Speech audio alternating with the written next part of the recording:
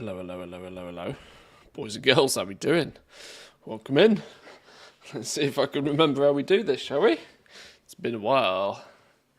It has been a while. How we doing, how we doing? Good mornings. Oh, lighting seems off. This is what natural lighting looks like, apparently. Good old daylight savings doing its thing. How we all doing? Are we good? Why is my camera pointing in a funny direction? I don't know. We'll get the clear and obvious cobwebs out the way. Welcome back. You've been missed, lad. Top of the morning to you. Tell them here. Welcome in. Good morning. Good morning. It was a fun week last week. I would like to say it was relaxing, but family holidays are 50-50. They are partly relaxing, partly not relaxing.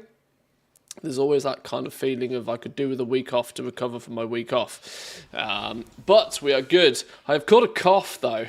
I don't know where I've got this from. I don't know whether it's the cold weather or what, but I've caught myself a bit of a cough. So if I start spluttering occasionally on stream, please ignore me. But yeah, not too bad. Feeling relatively refreshed. I can actually move my left shoulder now, which is fun. My left shoulder had nearly completely stopped moving before I took some time off, and that's because stupid sitting at a computer all day. But it was good. It was good. How was the after ski? Well, the after ski is also always good. Always good. Oh, it is probably safe to say that the cough has something to do with the large amounts of liquor that gets consumed.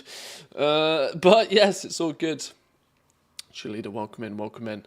What's happened? Fill me in, boys and girls. What have I missed? What's the news? What's the goss? Surely something's happened. Is Mechanicus still hardest balls to farm?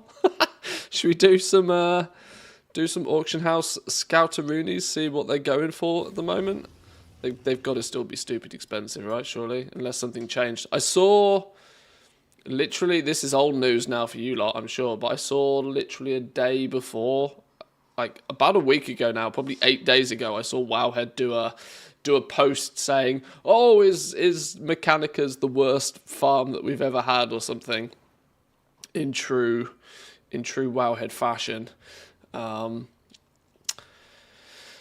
some interesting responses back on that one. It certainly did. What's the? Well, let's go mounts.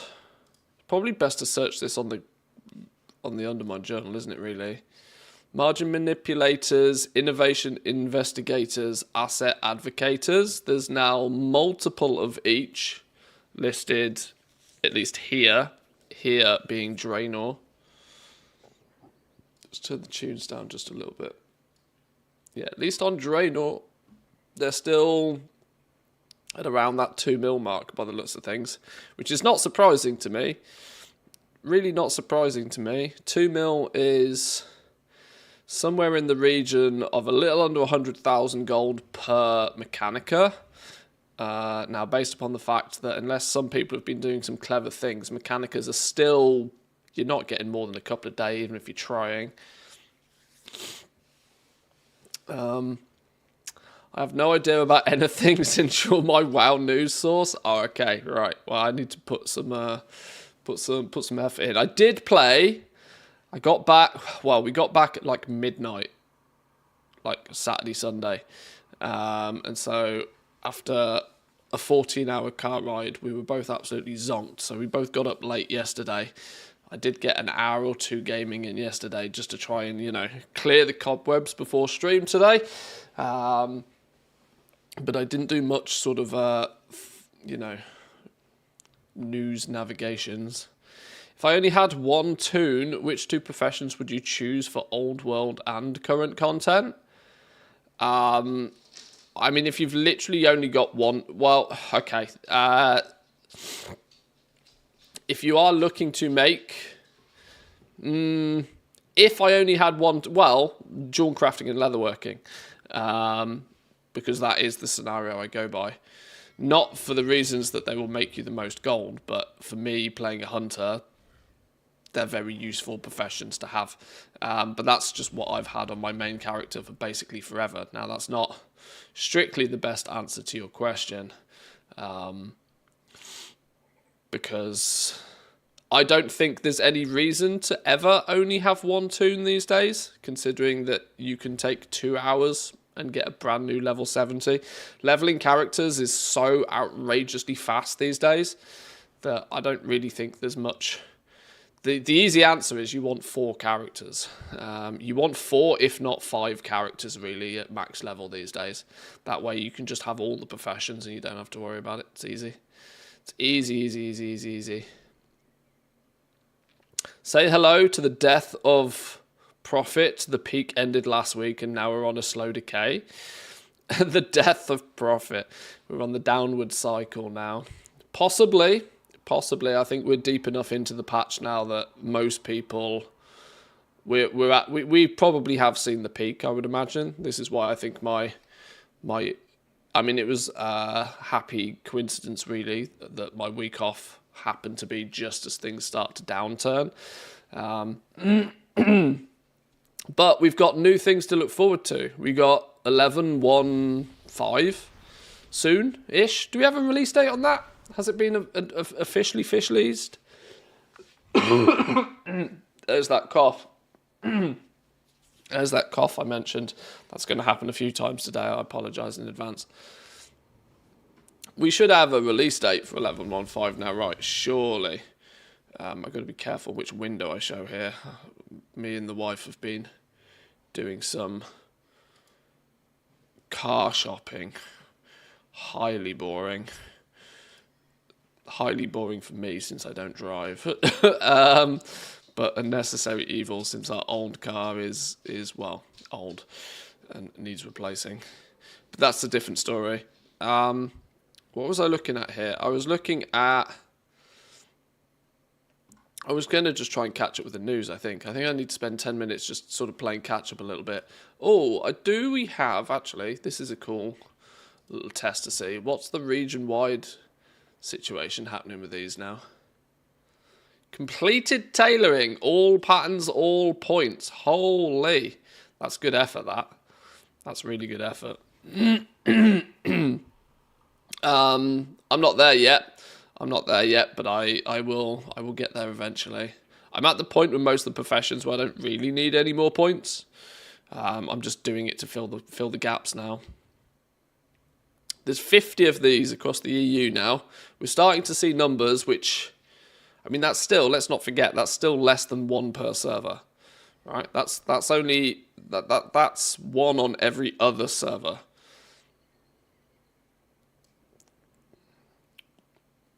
Quantities, that's just Draenor. So quantities are slowly rising, and as the quantities of them slowly rise, we hit a peak of 51 of them. I don't know why there's now only 15 of them though showing, ignore that data point. 51 of them is the peak over this last weekend. There seems to be a relatively steady incline in the quantity of them, which is an indication to me that there's not like a big surge of people getting them, or a big surge of people, designating more time into getting them. That quantity line is trending in a very linear fashion. But the price is also trending down in a very linear fashion, and it will continue to until there's like that biting point, that snapping point where people start selling some of the ones that they've gathered. The likelihood is that not many people are going to be going too far out of their way to go and get another one, or they certainly can't get another one very quickly. So the logic for me is that you probably only want to sell one of these every couple of weeks, because otherwise you'll actually run out of them, technically. But look at this. There's realistically only 1 on half the servers. The irony, I play on Draenor, the biggest server in the EU. That's the server where there's 4 of these. There's 3 on Silvermoon and no more than 2 on any other realm. But look at how many realms that there are. Just don't have them. Don't have them. This is why I'm in no rush to sell mine. Still absolutely in no rush to sell mine. And in fact, I think this one at 8 mil is probably mine. Absolutely no rush to sell these, because they're not even represented. They're not even represented on any or all servers really yet. I wouldn't necessarily say it's an arbitrage opportunity just yet. You'd have to be pretty ballsy to do it, with the fact that we can already see that shifting them is difficult. The median price is 3 mil, so pretty much unanimously everybody's decided that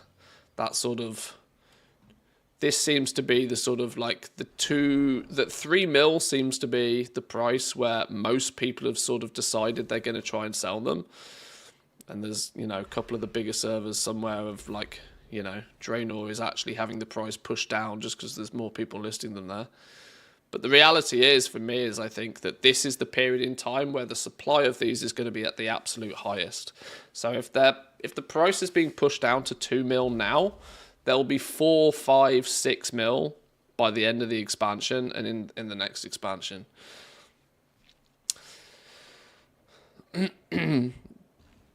Main's a bear. How would you set up the other 4?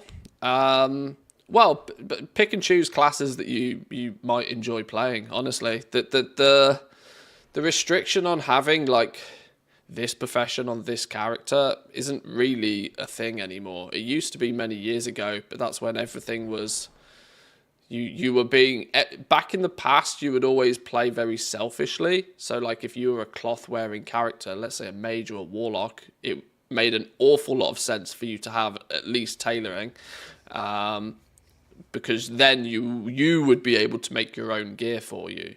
But nowadays, tailors via work orders can make gear for anybody and so on and so on. So you can pick the professions that are either thematic or you enjoy, or there's a lot more flexibility now. As long as you have, my main starting point for most people is to get a character with herbalism and mining so that you can do some farming, because at the beginning, you will need to have some way to spend time, you'll have to spend your time to go out and do something for somebody else. So if that's collect materials, herbalism and mining, great combination. That should be like your number 1 character. But you take the gold that you make by going and doing some gathering, and then you use it to level up some of the other professions on your other characters. And collect all the recipes and stuff, and eventually you'll have one of every recipe available to you and one of every profession set up to a reasonable point. So then you just bounce between whatever makes gold whenever it makes gold. If all of a sudden leatherworking's doing well, you do some leatherworking. If all of a sudden tailoring bolts are popping off, you do some bolt crafting, and you can just sort of bounce between the characters.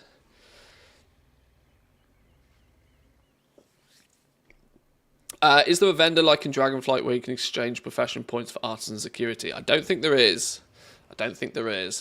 Although I wouldn't be too surprised to see one turn up at some point. They did in Dragonflight.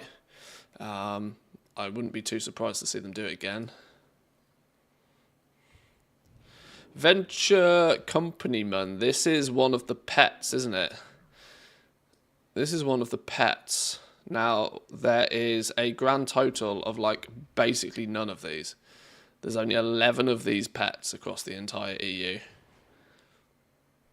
I can't remember if this is yeah, this one costs 5 Mechanicas. So you could easily see this being like a 400k pet right now. And, they, for all intensive purposes, don't exist. The servers that have sold, any server that seems to have listed them for any less than 400k right now has sold and may have sold a long time ago. As of right now, you're looking at 400k, absolute cheapest price for these pets. So most people are actually selling or at least this one pet is being sold for way more than the average price of a Mechanica. So my TLDR to this feels very much like absolutely nothing's changed since I've gone, other than there's a little bit more stock of these knocking about now, which doesn't surprise me. But there's a steady increase in the amount of them available, but nobody seems to be really willing to let them go for less than like 2 mil, really. unless they absolutely feel, unless they start, the desperate sell price seems to be about 2 mil, but they do start to actually sell at that point by the sounds of things. Can you spend concentration on with leatherworking and tailoring? No, not really. Tailoring does both of those professions. There's not really much added value by concentration, and it's mostly due to the fact that there's no real significant price difference between the quality 2 and quality 3 materials. As far as leatherworking is concerned, anyway, take a look. If you to go look at leatherworking just real quick to just showcase, prove the point really. Concentration the advantage concentration has is it saves you the price, or it saves you the increase in price by using Q3 mats. But the increase in price of using Q3 mats is very basic and not really there in much quantity, right? If you look at gloom chitin, quality 2 is like a couple of gold a piece. Quality 3 is like only a couple of gold more.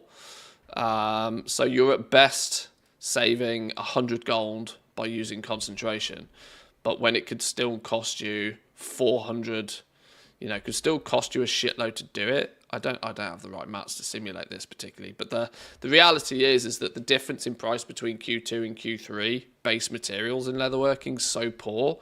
There's no added value really to using concentration. There's nothing to save, or certainly not as much to save. Tailoring suffers with more the problem that there's nothing really to produce on a mass scale with it either.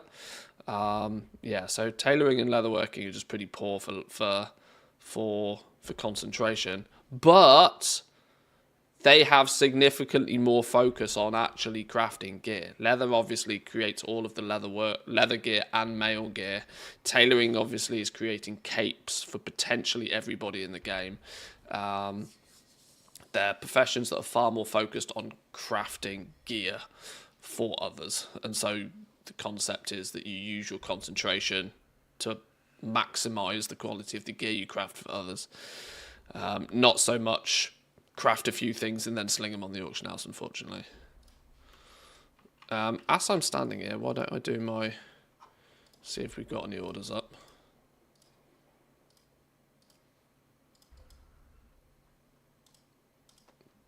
Do one at a profit. What's that? 10 artisan security. Double check jewel crafting.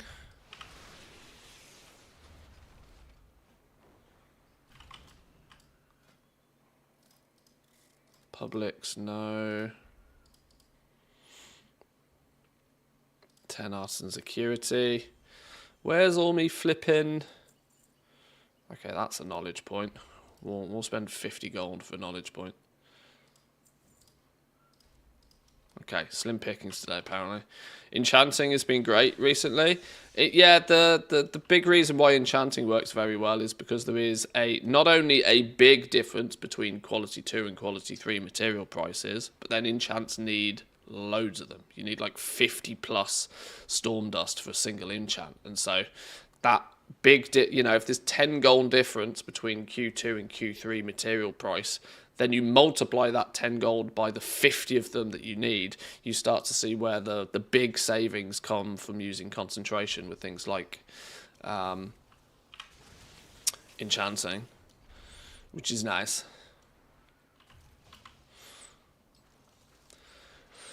I don't know why I was looking at Cruncher. This is one of the vintage cola can ones, isn't it? I want to see if there's any new. Okay, steel seems to be pretty much that the weeklies are at 5. Everything else is like your daily rares are like pretty poor. In fact, yeah, Grimewick has a 3% drop chance, and so does Sal, and so does Swigs. They're 3 that you should probably prioritize. But your oddball out of the way rares, if you kill them, but I wouldn't spend much time trying to kill him still. I'm keen to keep my eyes on the comments to these, just to see how can we sort by newest first. I'm more intrigued to see what people have been saying about these recently. Welcome in, Tulok. Good morning. Good morning. Good morning. Drop rate on these so bad. I've only found. Currency, please buff the rate on these. I kill rares every day, dumpster dive, etc. Got my first one since the release of Season 2. Extremely poor rate and design. You clearly haven't played the new zone that much if you've only just got your first one. Got 5 of them on reset day. Maybe a secret buff drop. I doubt it. I think you just got lucky that day.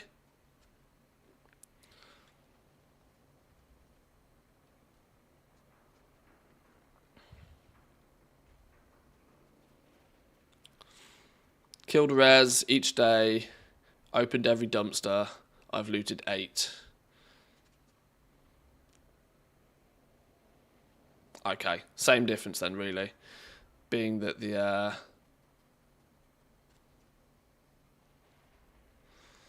just received a Paragon box, the Steam Weedle Trove, and it did not contain any Mechanica, so the 1 to 2 mentioned before is either not guaranteed or some troves are bugged. That makes farming hundreds of elite rares, both summoned and regular, on multiple alts due to the weekly lockout pretty much the only reliable way to get Mechanica mounts and pets currently. No Dark Fuse boxes is the way to get them reliably. Currently has a 50% chance to contain 1 to 2 to Mechanica. In other words, a 0.75 Mechanica per 10k rep you get after Exalted.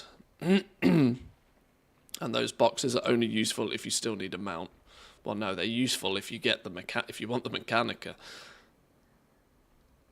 If you get the mount out of a Paragon, there is 0 Mechanica in it. Otherwise, there is 1 to 2. My bet is that they'll increase the drop rate in 1 to 2 weeks when they introduce the new patch. Maybe. Possibly. Possibly. Who knows? Like I said, I don't think it's a problem. And I don't think Blizzard cares. I genuinely don't think it's a problem. And it seems to have been quite calculated where they come from and how many and what chances you get on them. I don't think Blizzard cares. It's a problem that will self-fix itself, you know? Oh no, I've not been able to get 100% ATT completion in 4 days. Like, fuck off. It don't make no sense, right? Just, you know, chill. There should be a few things in the game that you have to chase after. Drop rate seems fine. Got 71 last Monday. Holy, your mailbox opening was 71. Damn, that's more than I've got, like, full stop. Damn. Go on, Mr. K-Chak. Oh, I have questions for you. Questions for you, by the way, that are off-stream questions. So I'll DM you on Discord later. I have questions. Business-related questions. You probably know what I'm talking about. I may farm more of them later, but for now I'm doing more gold with Thaumaturgy, so there's no point for me to farm them. Yeah, I mean, if you've got other ways of doing it, sure, bang it out.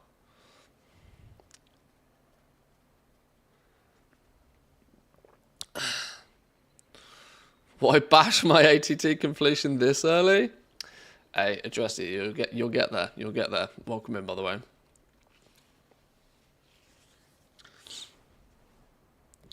Spent 3 hours wiping on Gallywix last night. 29 wipes, no loot, because he's not dead yet.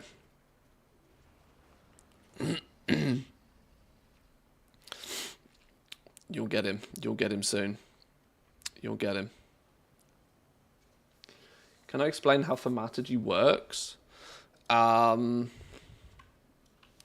can give you a TLDR of how Thaumaturgy works. You take cheap materials and you break them down, and you get hopefully more expensive materials. But it's usually not worth tying up your main account to do it on. It's an AFK account dream, right? Thaumaturgy.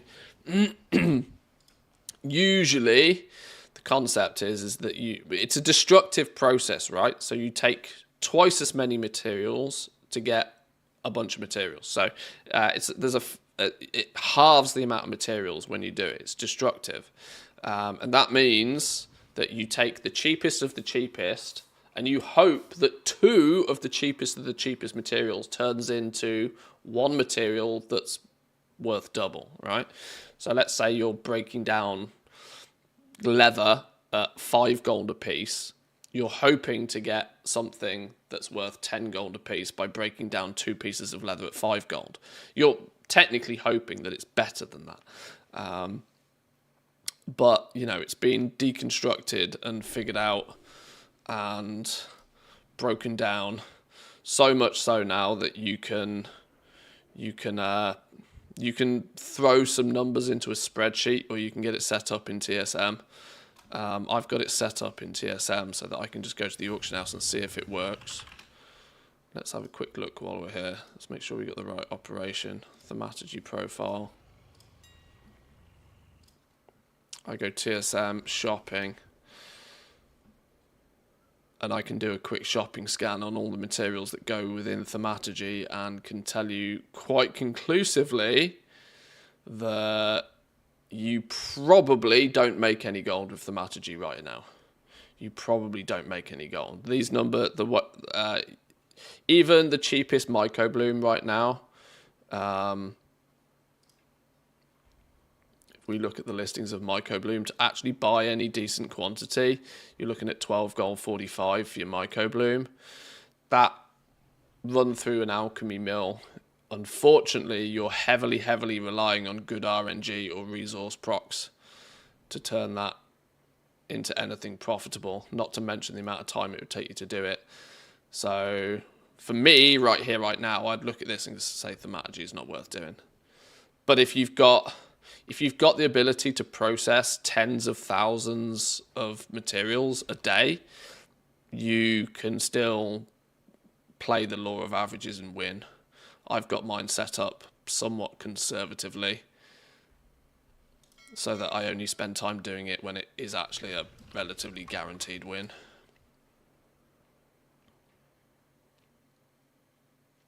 Hope you enjoyed the holidays. Welcome back. Yeah, it was a refreshing little break.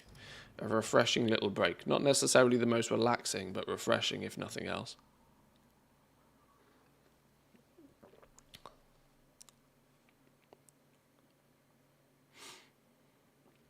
Everybody's excited to go Mythic raiding. I am not. I'll do my best to go into Mythic with them. Then complete the ATT. Yeah, Mythic is difficult in that regards, isn't it? I understand, and not first hand, but very closely second hand, that moving from doing heroic raiding into Mythic is quite a big step for a lot of people and guilds. Not one that I plan to do much of myself, to be honest. Oh, you know what? Probably is a thing I haven't been able to do for a little while. Whoops.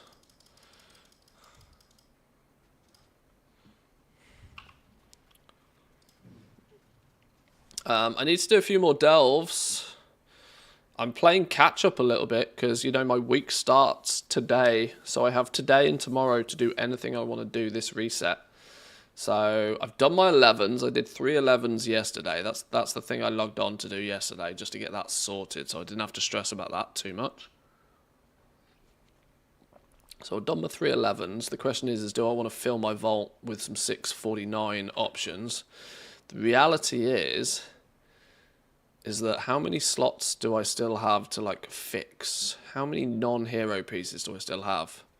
Necklace, neck, 1, 2, crafted, 3, 4, 5. Okay, there's still 5 slots that I could do with getting a 649 vault piece of gear from. So maybe I'll do... maybe we start off with a bit of a delve. Delvobot 7000, go. Take me to a delve. Do I need to do these on 11s or can I just bang them out on 8s? We're kind of getting to the... I'm getting to the point where I'm sort of like the gearing process is slowing down dramatically because it's all flipping runed and gilded crests now. It's all runed and gilded crests. My runed crests, there's only like 30 or so more runed crests I can get before I hit the seasonal cap anyway. In gilded, I'm never going to get enough to get anywhere near the cap but via my methods of play, so maybe we just bang them out on 8s. Maybe we just bang out 8s, get them done. I don't even need to worry about then opening the boxes at the end, do I? Bang out some 8s for the vault. Oh, I do have a key. If I do for as long as I have keys, I should probably do 11, shouldn't I? Or does it really matter? No, I'm not even going to bother opening them. We'll just bang them out on 8s. Get them done quick. Do all my mythic raiding and legacy content. Yeah, that's the way to do it. That's the life hack. Brand level 61. We'll keep him in healer mode just so then I don't have to think about what's going on particularly. Let's repair. Tell him to do some gathering. Right, what's this one? What are we doing? Destroy the... Well, we might as well get our food buff. Taking a break from thaumaturgy, been dabbling in some Mythic Plus. Welcome in, Goldson, by the way. Yeah, this is the thing, right? You can't... most people don't have enough hours in the day to do everything. So there comes a point where you do just have to decide. And goal making is one of those things that I tend to recommend to players. Do it when it's really good, and then put it down when it's not so good. Go play the other aspects of the game. Fighting over pennies, fighting over table scraps is not as fun as making absolute stupid amounts of gold when the going's good. So if you're happy to make a bunch of gold at the start of the season and then 4 to 5 weeks in switch to going and actually playing the game like a normal person, then that's the way to do it in my eyes. Now Mythic Plus isn't high on my priority list, but it's kind of like it's you know, I do this sort of stuff. I go out and do the world content and collect things and do the achievements and whatever.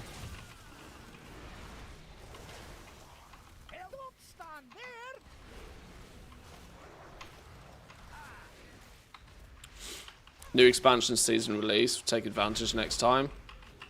Yeah, there's obviously that element of preparation, isn't there? There's getting your characters up and running, getting your professions leveled, which is sort of big Season 1 stuff. Season 2 is more about utilising what you got set up in Season 1 and blasting, and then you get a bit of time to play the game properly in Season 2. Then Season 3 for me, or towards the end of the expansion, starts to get quite quiet. And it's actually the last season, last patch, whatever you want to call it, where I tend to do a lot more of the world content and go sort of into completion mode, collect everything. And then by the time you've done that, it's the new expansion. Or at least for me, it's like alpha and beta season again. And the cycle continues. We just try and have as much fun as we can while we do it.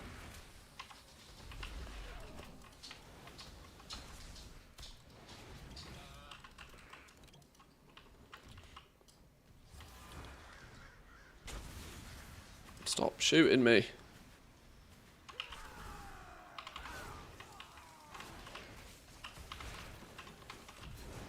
I don't think I've done this one before with these like beams on the floor.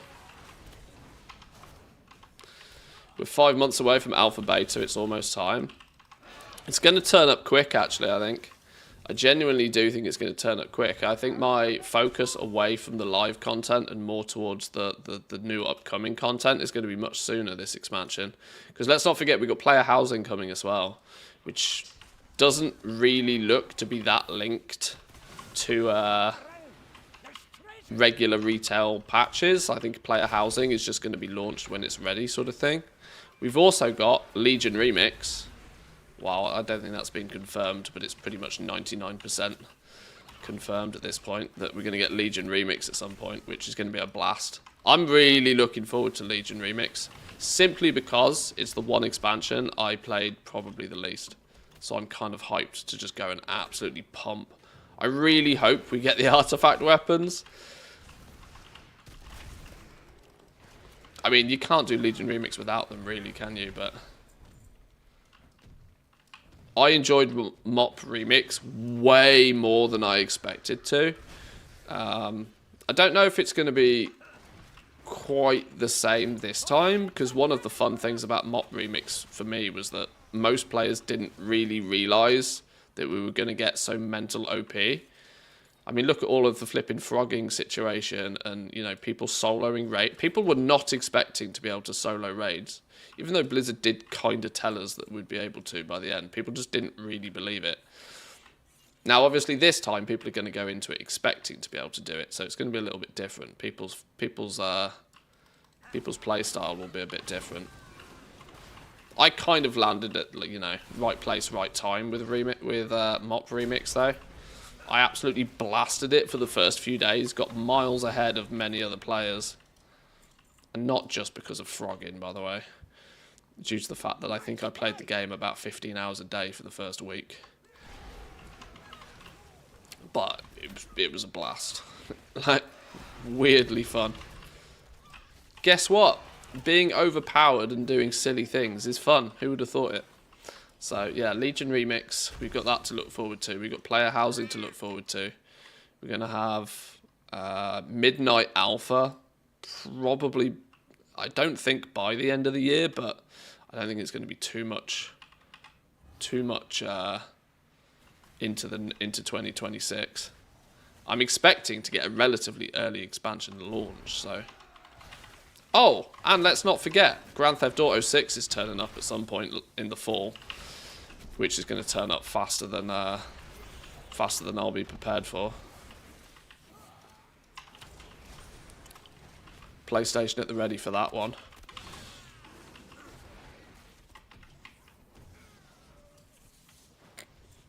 I apologise in advance that won't, you know, appeal to everybody, but it's literally, for me, the game of the like, it's got the potential. Well, let's put it this way: I've been waiting for GTA 6 to come out for a decade now.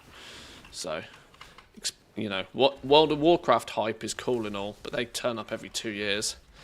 A new Grand Theft Auto game turns up once a decade at the moment. I'm going to be on that for a while.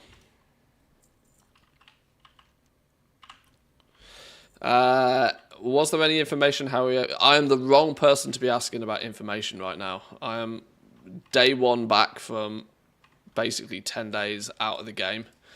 I have no clue. No clue.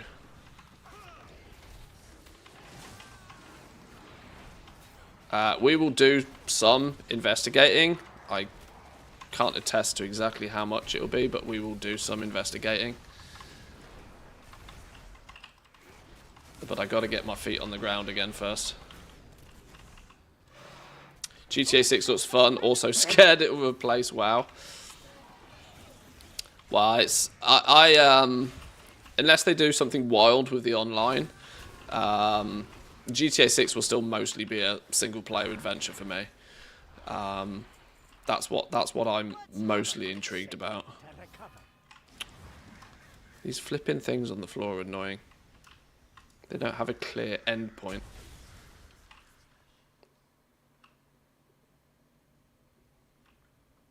How many more of these do we need? 3.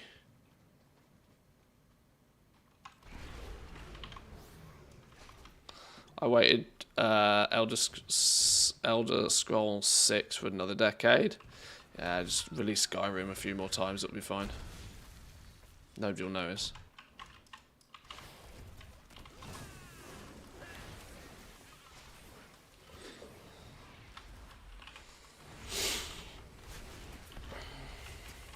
I've deliberately not looked at much of the GTA 6 stuff. I know trailers and whatever are out. I have very strong plans to do a complete playthrough of GTA 5 again before its launch, though. Probably start a fresh playthrough on the new enhanced version. That might be a cool one to test out 4K streaming in. Ooh, that could be fun. Twitch supports 4K now, by the way, at least in some capacity. Now, this isn't going to appeal or even be possible for everybody, but apparently Twitch now supports up to 4K resolution, 10K bitrate. I haven't figured out quite exactly how, or if there's something that needs to be done, or whether your account needs to be flagged to support it or whatever, but whatever the process is, I'm interested in getting my hands on the ability to do it. I think some upping the stream quality to 4K would be a nice step forward.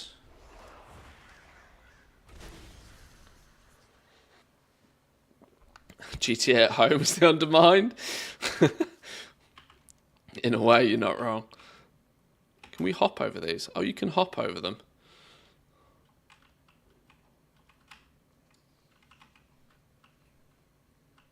Speak.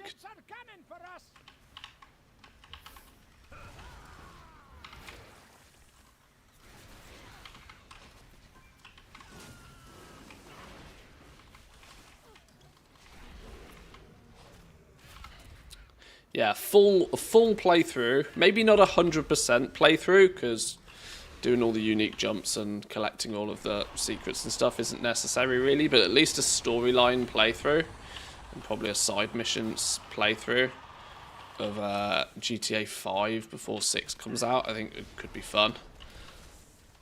I bet WoW is highly optimized in 4K. I've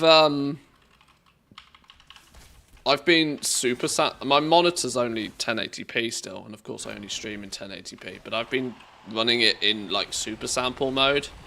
So running the game in 4K but downscaling it to 1080p. And yeah, I can confirm it is not very optimized at all. It's really not. It's really not.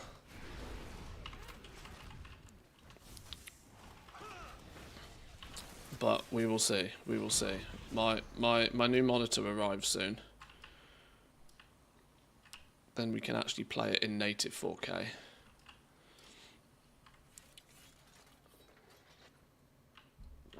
Right, where's the exit to this place? Where are we going? Was that not it? Where is the... oh yeah, the treasure room's like down here. Is there an easy way to get down here? Or is it just a hop and don't die situation? Nice find. Nothing old Bran can't get through. Right, bountiful trunk. Bountiful trunk. There's my 2 crests. Nemesis box. There's my 3 crests. So I'm only actually getting 5. I'm only getting 5 crests per run if I do them on 8s and don't open this box. I've no reason to open this box, have I really? Not when we're doing 8s. Okay, where's the next bountiful delve then? I need to go do the undermine stuff, to be honest. I haven't done my weekly undermine stuff, but maybe before we do excavation site 9, I should go pick up my weekly stuff in the undermine. Maybe that's what we do. We'll do excavation site, Kriegel's Rest. All right, half back to main city.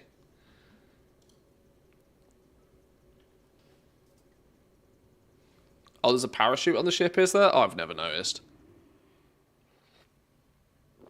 Never noticed.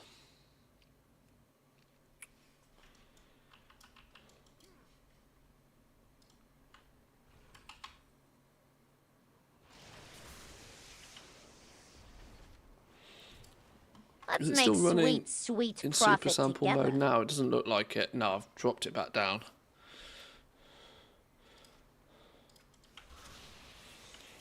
Mr. Norton with the 30 months. My man, welcome in. Thank you, thank you. I appreciate that. How you been doing? How you been doing? I don't think my alerts went off, did they? Or is this another scenario where the alerts did go off, I just didn't hear them? My OBS has weird issues with the audio, it seems. Oh, it did go off. Oh, nice. Okay. I'm trying to keep half an eye on my my dashboard either way. 8. Right, go. Working, playing Stellaris. I've never played Stellaris. I don't even think I know what it's about. It sounds spacey. Get the artifacts back and be sure to stay in the light. Bundles of candles, right. Grab one of those enchanted candles to stay safe from these shadows. Yeah, there's 3 games on my list right now. Is it 3? Is it 3? It's maybe 4. Grand Space Strategy with modded. It's basically endless. Any game that does modding well is just lifelong gamer. If these games do modding well, they'll have a dedicated audience for a long time. Yeah, I think I've got 4 games on the go right now. Obviously, WoW being number 1. I've not been here for weeks, so this hasn't really happened much. But a bit of a... I'm playing through the Division 2 again. Because as a looter-shooter, just run around and blast things, it's just fun. I never played the endgame of Division 2 either. So I'm intrigued to work towards that. There's the whole expansion, level 30 to 40, some New York expansion or something that I never played either. So slowly working through that. Like I just mentioned, a GTA 5 playthrough is on the cards in the not too distant future. Plus, I also want to have a proper blast through Cyberpunk again. I kind of feel as if I rushed Cyberpunk last time I played it. I've played through Cyberpunk twice now. I need to actually finish it. I played it once before the expansion came out, and then I played it again when the expansion came out, but didn't quite finish the expansion. I don't think. Maybe I did. Maybe I did see one of the endings. I can't remember. But there is some solid replayability there, which I'm interested in seeing. Division 2 was great. If you need a hand in some of the endgame raids, hit me up. I have it in my library. Oh, that's cool. Yeah, Division's definitely a game that is completely different if you are playing it solo or with others. So if we do get into playing the Division a bit, it might be fun to bring a bunch of you lot along as well.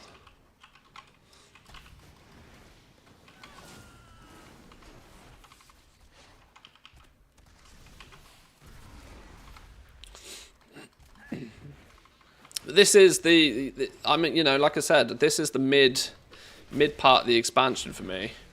The time in where we've had the hype of the run up to the expansion and the launch of the expansion, and this is the time where I like to diversify a little bit, go out and play a few other things, not completely cook ourselves to a crisp playing WoW. It's a difficult balance from a content creator perspective, because obviously people come here for World of Warcraft for the most part, but I'm, you know, more than happy at least to try and be entertaining whilst we do other things.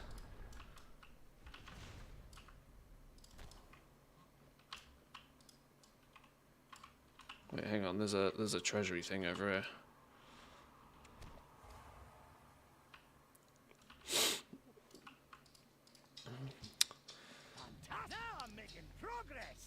When you're going to play it again, throw some Discord announcement in advance. Need to download it. Well, I mean, I'm bad at that. I jump in and out of games very much as and when. I just have a 2 terabyte SSD where I keep all my games on. So I don't really uninstall most of them. I uninstall them when it's full. Plus, fiber means I just re-download it when I need. But as games go, they're probably the games we're going to be playing in the next few months. Yeah, very much streamer privileges, I know.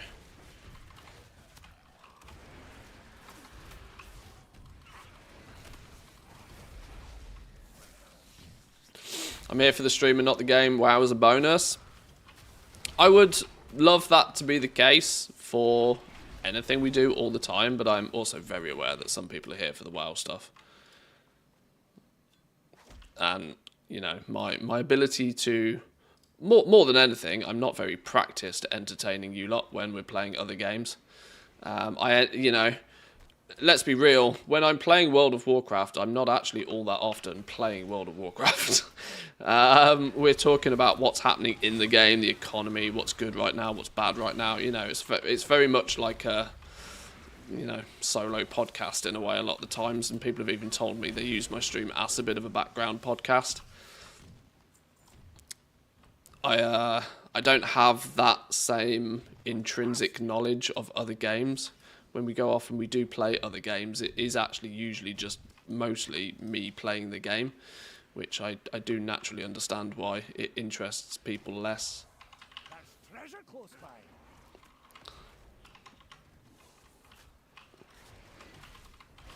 I do always try and put some focus on the entertainment value of what we do, rather than just me sitting here chatting and playing at the same time.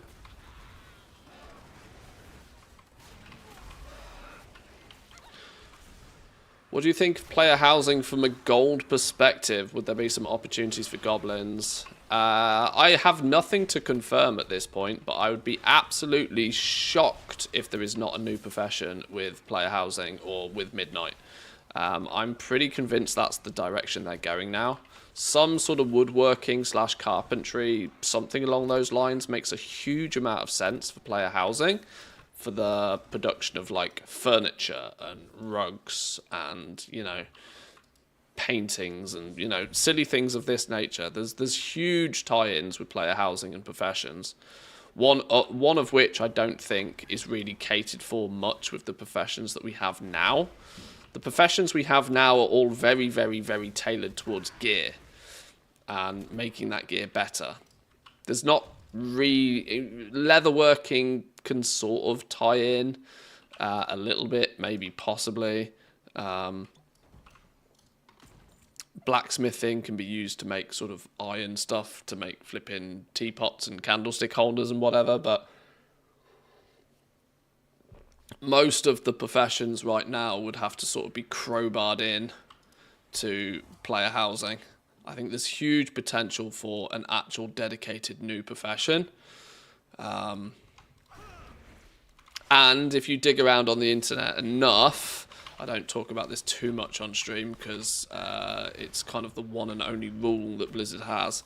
But there have been other people out there that have copy-pasted World of Warcraft and have done some very interesting player housing and profession additions to their versions of the WoW game, which there is absolutely no doubt in my mind Blizzard will have seen and will have looked at and will have taken inspiration from, even though they, you know, they try their best to squish any sort of private server shenanigans. Tailoring can do things like soft furnishing, carpets, rugs, curtains. Yeah, tailoring works pretty well because it's, you know, predominantly focused on dealing with cloth. But I'm somewhat convinced we're going to see something new profession-wise. Let's not forget we haven't had a new profession for like ever. What was Inscription technically the newest and most recent profession? We've had more professions disappear than we've had new profession. You know, we've lost. not that first aid was much of anything anyway, but we've kind of lost archaeology. We've lost first aid.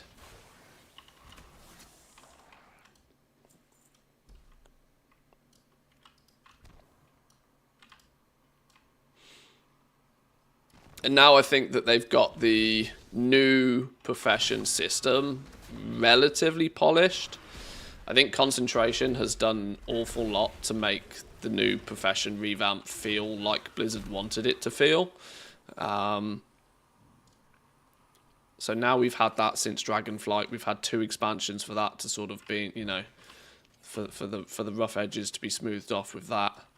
I think the next logical thing is for them to add a new profession to it. So yeah, to round that off from a... Yes, I think player housing is going to do a lot for goal making.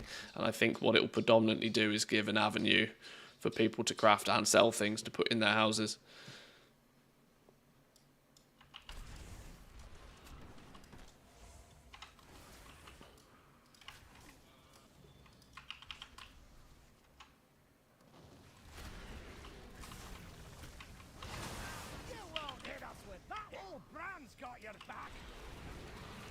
I need to remember that I'm not invincible. I know this is an 8, not an 11, but do pet things. Didn't spend flipping 500k on some pigeons for them not to do pet things.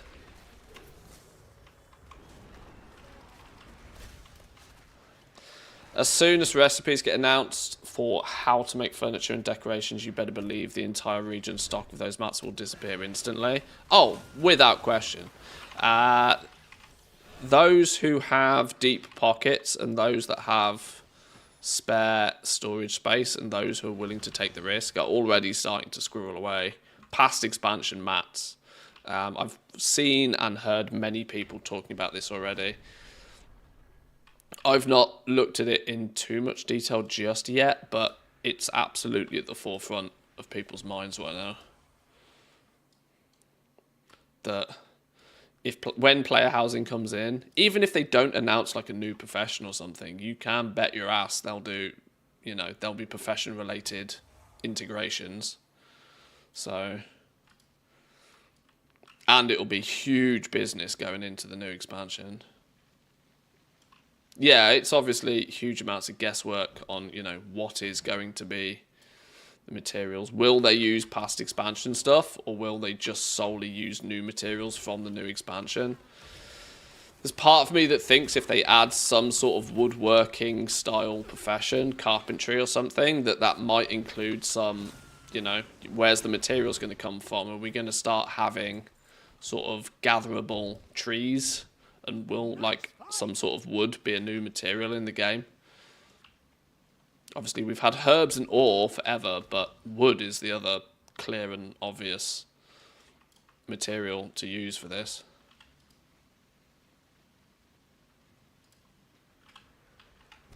I'm just going to run through this. I don't care.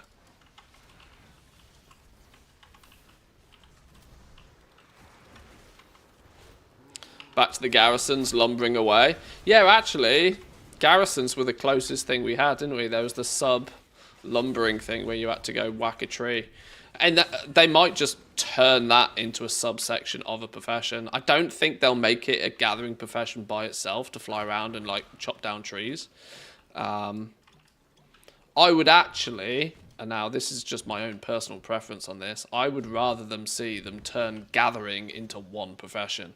Chop trees, pick up herbs, mine ore, skin animals. I would much rather them see them turn gathering into one, because having herbalism and mining is basically exactly the same. Let's not mess about, right? When you look at it at face value, herbalism and mining is exactly the same thing. Even the spec trees are basically exactly the same. They're just copy pastes of each other where you pick up different things. So if they were to do the same with like trees, lumberjacking, do they really need to copy paste it a third flipping time? No, just make one profession, call it gathering. And maybe don't shoot the messenger on this one, but don't even make it a main profession. Make it a secondary profession. Make it something everybody can do. People get scared, you know, there were people get scared when I mention that they're like, oh, well, if you give it to everybody, everything's going to be one gold apiece. And the reality is it won't happen. Everybody has cooking. Cooking is still worth something. Most of the time, gathering is simply doing something that somebody else doesn't want to do. It's a convenience tax. The value in gathered materials is not, you know, that different from just a convenience tax, right? How much is somebody willing to pay for somebody else to go get the thing because they don't want to go get it? It's not that that thing that you're gathering is particularly hard to get or rare to get. It's just that I can't be bothered to go get it, so I'll pay you to do it instead. That's fundamentally what gathering is. So giving it to everybody, baseline, I don't think is that problematic, because there'll still be huge amounts of people that won't want to go get it and will be happy to pay somebody else to go get it for them. Exactly the way gathering works now. It's officially spring. The sweepers just drove past. We got back yesterday and I was very pleased to see that all the roads had been swept and that everything was starting to feel a little bit more clean outside. We could do with some big torrential rain downpours to like clean up all of the dust. But yes. Gathering into one's a great idea. Also would curb bots potentially. I don't think it would do anything to curb bots. Annoyingly, if anything, it would probably incentivize it more, because they only have one thing to... What's a bashful book? Warbound trinket. Oh, interesting. The bashful book may read an excerpt from an unpublished steamy romance novel to the target of your spells, dealing a bunch of arcane damage or healing. Oh, it's a real healer trinket then. If the target dies before the story is finished, the ending will be spoiled for a nearby player, dealing what remains instantly. Ha! Okay, well that's a really cool book. As trinkets go, that's quite thematic. I like the sound of that. Yeah, unfortunately, I kind of think it would make it easier for bots. But what we've also noticed, I don't like... If you have a little look about... Now, this is the kiss of death here, clearly. But if you have a little bit of a look about, you might have noticed that in this expansion, there's significantly less bots. Now, when I say significantly less, I'm not saying there is none. But the bots aren't in retail. Bots are in classic. You know why bots are in classic? Because they can sell the gold for more in classic than they can in retail right now. Bots go where the money is, and the money, believe it or not, is in, you know, with the hardcore and the anniversary realms. The bots are all there. They're not in retail. Thaumaturgy, believe it or not, has also done great work for getting rid of bots. Because herbing and mining isn't necessarily that profitable by itself, this expansion. And it's predominantly because skinning, 2x4 skinning and cloth farming creates materials that can then... You cloth farm and you make cloth that's worth something. And the skinning, 2x4 skinning, is popular enough and pushes the price of skinning mats down that alchemists then convert it into everything else. And that everything else is all of the herbs and the ore, which pushes down the value of herbing and mining by default. Which in turn has meant that there is less of an appeal for bots to do bot things. In a roundabout way, it's all quite clever. It's all quite smart. I sold a single copper bolt on the auction house this morning for 5 gold as I found it in my bags. It was snapped up. 5 gold for a single copper bolt. Can you imagine selling a copper bolt for 5 gold, like back in vanilla? 5 gold was like a humongous amount.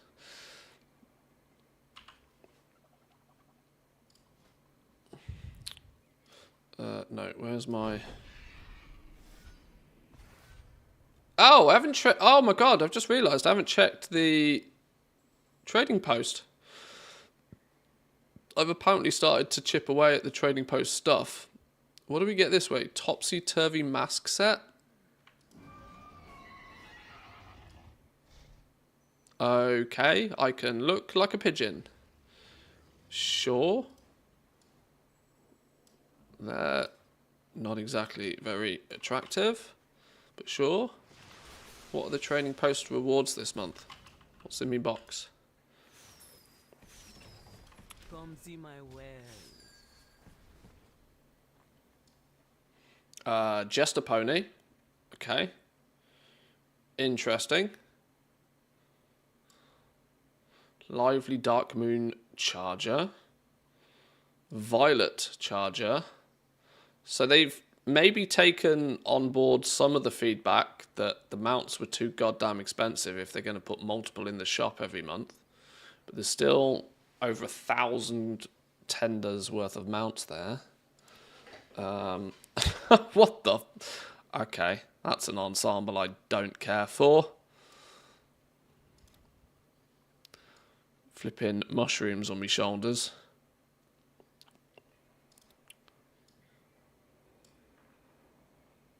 Is this a third mount? Cheap though. Third Slug Boy. We got loads of Slug Boys last expansion.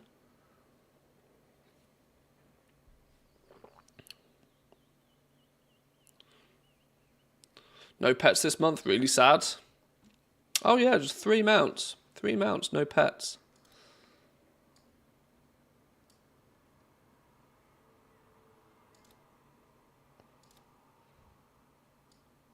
Is it all Jester related? Has that got something to do with like April the 1st? Is there a bow?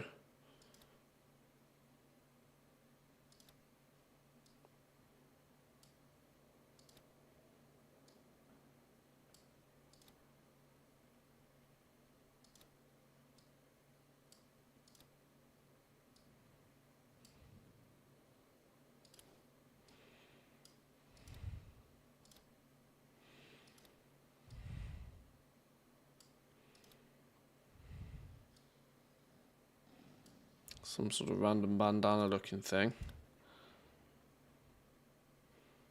Okay, these are all mighty unappealing. What's on the returning? Pretty Bo Peep suit on a goblin. it's quite the look. That is quite the look. Lavender version. That is quite the look for sure. Parasol. Big ass cleaver that looks like a random dungeon drop from 12 expansions ago. And then some long gloves. I've still got the pearlescent butterfly frozen. I'm never going to have enough traders tender to get any of this, aren't I? I'm at the point where I'm going to have to choose one of these. I think the purple one is cooler than the green one. I think purple is cooler than green. I'm actually not even going to have enough even for the snail and one of these, am I, right now? Well, the purple is like the official Dark Moon colour one.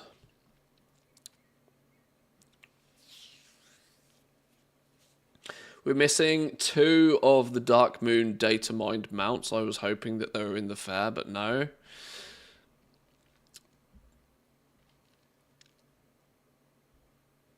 I have not seen these.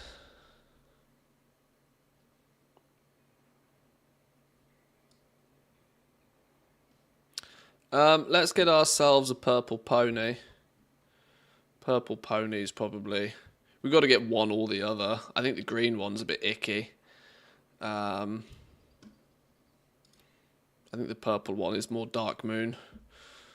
Twitch colours. Rep the brand. We'll have the purple one.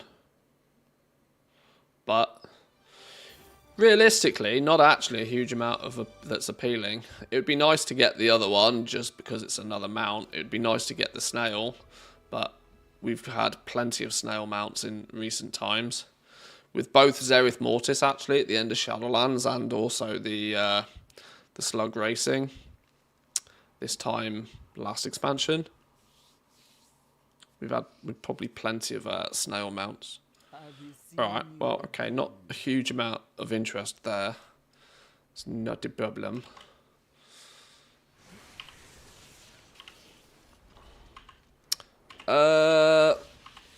Which one was it? Where were we going? Hang on. Was I not about to go and do... Oh, we've got Techrathan Abyss. Or I could go do the Undermine stuff. I think I need to bash out the Undermine stuff, don't I, really? I've not stepped foot in the Undermine so far this week, and it's Monday. So I want to bang out the stuff in there. I want to get... Oh, chat lists. Shit. I should be hammering chat lists. Because it's also Dark Moon, isn't it? I should be hammering chat lists, and we should be absolutely blasting market research. I've got 800 market research I can turn in.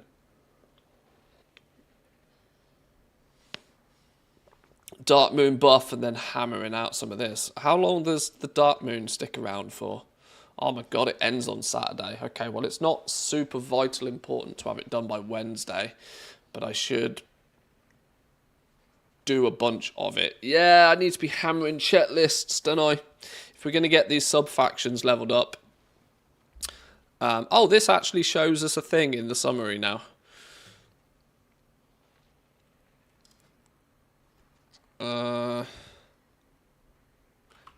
The irony is it's easier to see from here. We're exalted with Dark Fuse and Steam Weedle. We need to pick another. We need to pick another one. I don't think it really matters, does it? Bilgewater, Blackwater, or Venture Co. We need to hammer another one of these. I need to get chat lists times 1,000,000.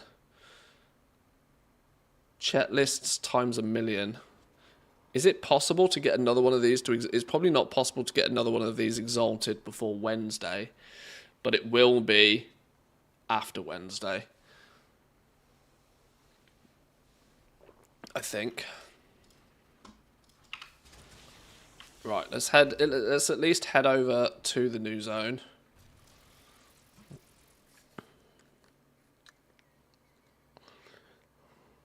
God, all of a sudden you end up with a lot to do, don't you, when you have a 2-day week? When you've only got when you've got Monday and Tuesday to do shit. It's The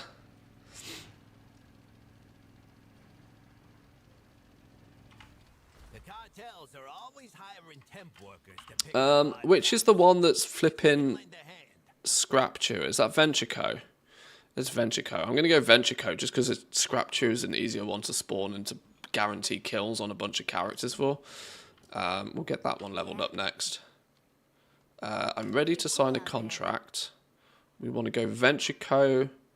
Or do I go Blackwater purely because it's the one I haven't done anything with so far? Screw it, we'll go Venture Co. Good stuff. And don't let them work you overtime. Right, let's grab everything from here because these have got... Come back for more. Before I hand anything in as well, I should probably go get some Dark Moon hats, shouldn't I? Let's grab all of our quests and then go get some Dark Moon hats.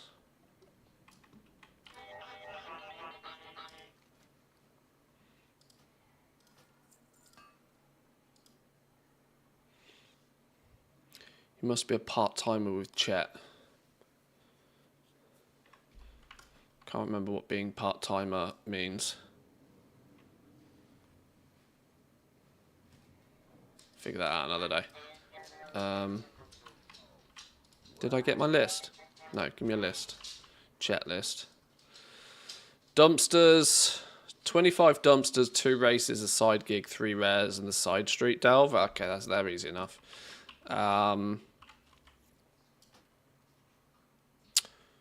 Do I have any Dark Moon hats from last month? No in my bags. Dark Moon, no. Hat? No. Did I warbank them maybe? I don't even know. Relax. Is the herb bag still the best value? I would guess so. It's only a guess because I don't have data on them. I would guess so. Any reasoning why enchanting's a bottom feeder at the moment? Because it absolutely slaps with concentration. Meaning that mass producing anything with enchanting is tough business. The cost of producing enchants at quality 3 with all quality 3 mats is really high. yet there were so many people out there using concentration to use only quality 2 mats, it's actually pushed the price of most enchants below profitable to do. That's actually true to say with most professions right now, that mass producing anything is probably on the downturn again. You're probably at concentration pretty much exclusively from this point until the next patch now. Would be my guess, but I haven't looked into the numbers.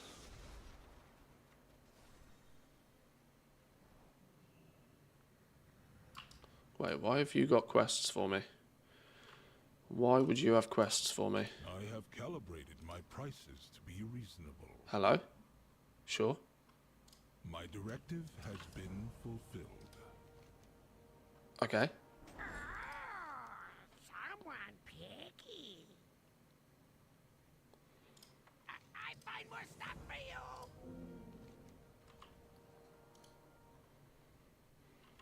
It's not junk. It's treasure. Oh, bring back Cool. more shiny. More crests. We take those.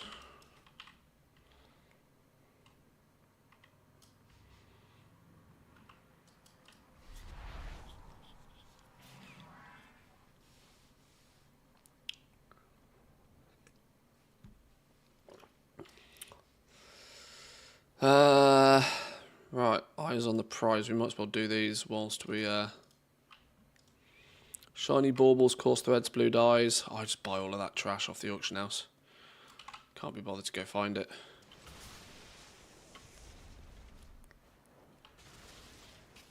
Get some hats. Remember the Get some hats. Do the Dark Moon quests.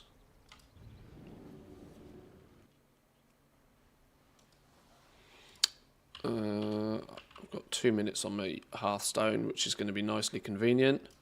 That weak aura is not meant to show up when we're outside the... There we go.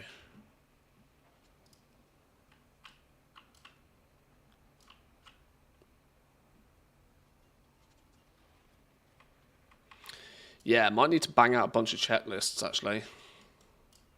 Get as many of them done as possible before reset. Takes me a fair few hours to bang them out on all my tunes, but is arguably worth doing because, you know, a rep grind is best grinded. Give me some carousel tickets. I hope to see you again soon. Just let me in normally. And we'll buy some hats as well.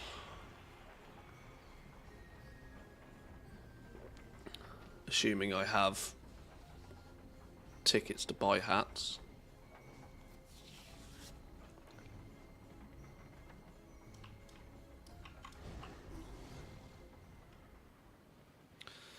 Who is it that sells hats? Is it you? Oh, eyes on the prize. What do I need? Oh, come here, you. Ancient to trade needs to be at least 2 centuries. Baubles.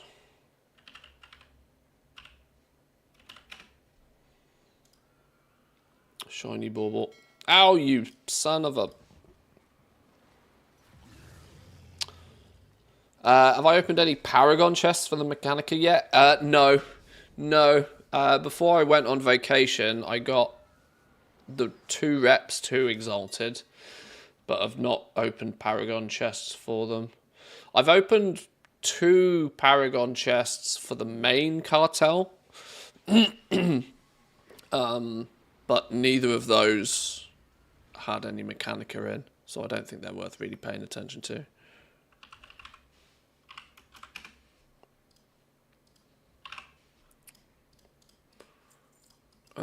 Shiny baubles. Course is... Wait, hang on. Can I not spell?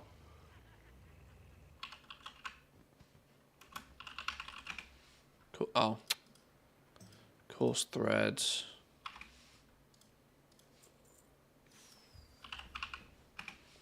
Oh, wait, hang on. Oh, no, that's fine. Blue dye. 5.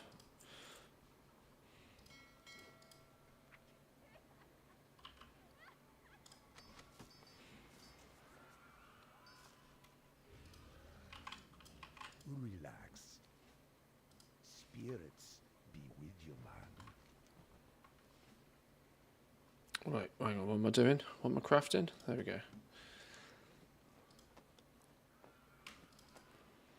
I opened 2 Dark Fuse ones yesterday. One had a Mechanica in it, and the other one had the mount, but no Mechanica. Yeah, some people have said if you get the mount, you don't get Mechanica. But otherwise, you pretty much get Mechanica. Which, I don't know if there's the ability to get the mount twice. GG on the mount, by the way. But it'll be interesting to find out if you can get the mount twice. If after getting the mount once, you are then pretty much guaranteed Mechanica out of those boxes every time, that will single-handedly be the best way to grind out Mechanicas the fastest. Now, it won't be the quickest, but it will be the way to do it the fastest, if that makes sense. So, the fact that you can perma-farm market research by killing mobs allows you to technically 24 hours a day farm for those boxes, whereas obviously rares are, there's only so many rares you can kill every day. And you Technically dumpsters is one you can always perma farm, but with a sub 1% drop chance it's not very efficient.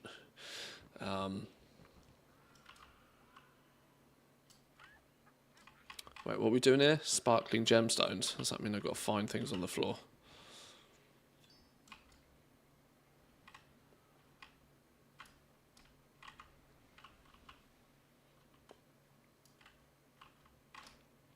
Saving the market research for next month to open a few at once so I could report back if I get duplicates. Yeah, I might do the same. I'm not so convinced with just a single account setup like I have that I'm going to be that proactive about farming the zone. I'm still on, obviously, the grind to get all the sub-factions leveled up, which will keep me busy in the zone short term. But unless I really try and stretch my legs into a bit of a multi-box setup for this, I'm unlikely to hard farm it that much. I would like to get enough Mechanica to have bought all 3 mounts.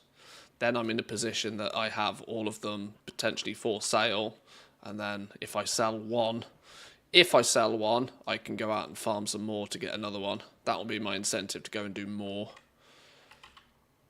So I need, like, what do I need? Maybe 15 more Mechanica to get the 3rd mount, I think. But much after that, I will have very little incentive to keep farming them until I actually start selling them. And I'm deliberately not selling them at the cheap rate that they're going for now. Heck, I might never actually end up selling them, but at least then I will have the mounts. It's, in my eyes, it's a valuable asset to have. An asset that I can only imagine will go up in value as soon as the attention is off. Oh, I need to buy some hats, don't I? Where'd you get the hats from? One of these dudes.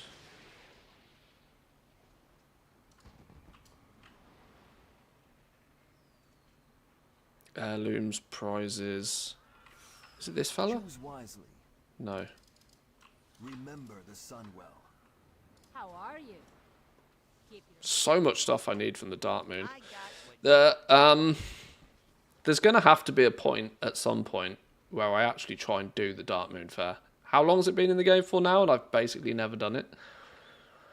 What am I looking for? Hats. There. How many of these do I need? Dark Moon prize tickets. How many have I got? 100. Just give me 5 hats.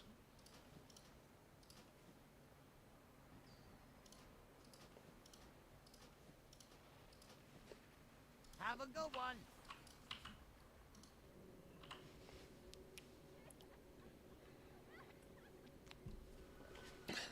You might have been bang on with your predictions about 100k per Mechanica for the mounts. The price seems to have been pretty stable around 2.5 mil for a while on most servers. More than just a pretty face. No, I genuinely think that when you balance out the amount of time it takes to get them, like whether you are dumpster diving, whether you're killing rares on multiple characters or multiple accounts, or whether you're farming market research, which is the three predominant ways of getting them, you are never really getting more than one Mechanica for every 2 to 3 hours of time invested.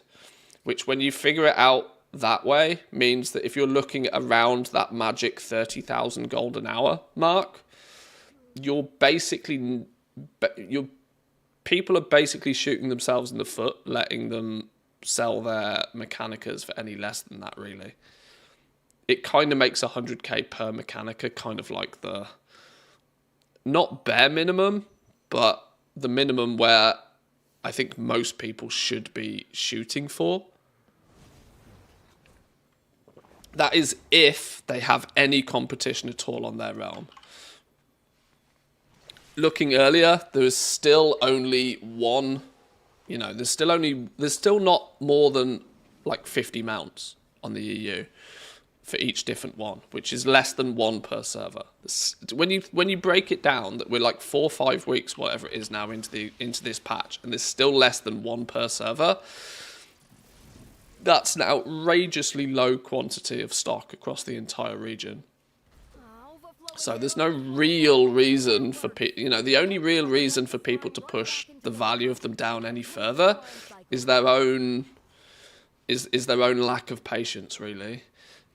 Those who are absolutely blasting to get their sales as fast as possible will inevitably be the ones that let them go for the cheapest. But I'm in no rush. I'm in no rush to sell them. I'm pretty sure that if I'm patient and I wait, I can get 200k per Mechanica, pretty much. Like I said, if I'm patient and I wait, and I have all the time in the world. I'm in absolutely no rush, so the difference is those players that spent the last 3 weeks farming up enough to get one of those mounts are absolutely desperate to get that big injection of gold. I'm not bothered. If it turns up, it turns up. Otherwise, whatever. So I'm in that regards, I'm in a bit more of a unique position that I'm not overly fussed about them full start. Now, here's a question, can I take this dude out?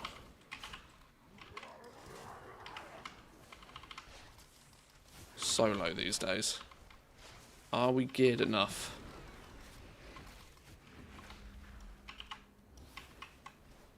Oh, there's somebody else here now. Well, if somebody else is here, we can absolutely nuke him.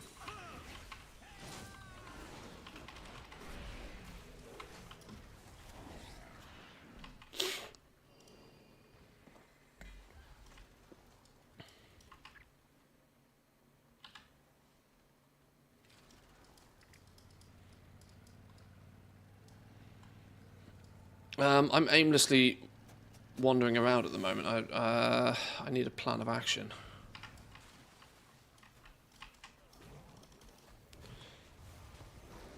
Dumpsters, races, side gig rares.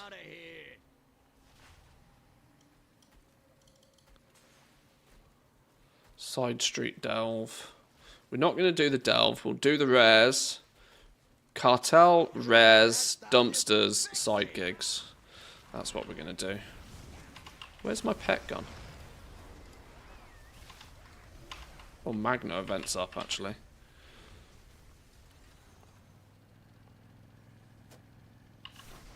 Oh, that's a wall. Oh, shit. Whoa, easy now. Clearly forgotten how to drive these silly cars. Oh, coming through, coming through.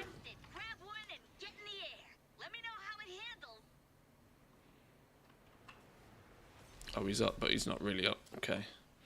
That's good. Hello, pet? Pet's dead? What are you doing being dead? Stupid pigeon.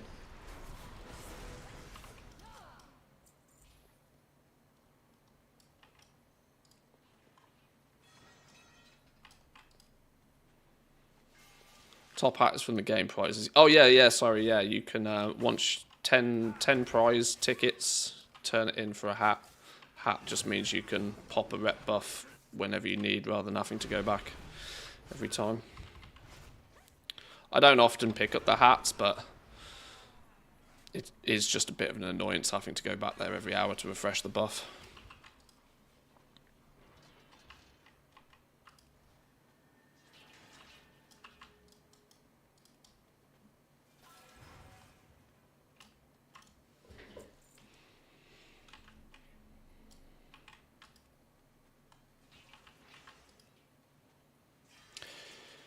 Easy way to drive the car is if I chug some noggin fogger and get mini.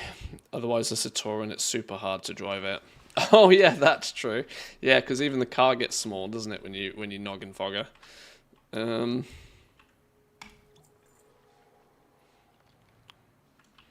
well, we're Skelly mode. We'll take Skelly mode. Oh no, the Sal's up as well. Can we be really cheeky? Right, we're going for it. We're going to absolutely blast it. If I miss the...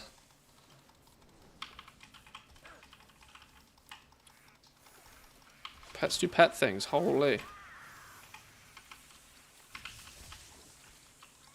Hello, pet? Ah, has my pet got stupid stuck somewhere? I bet he has.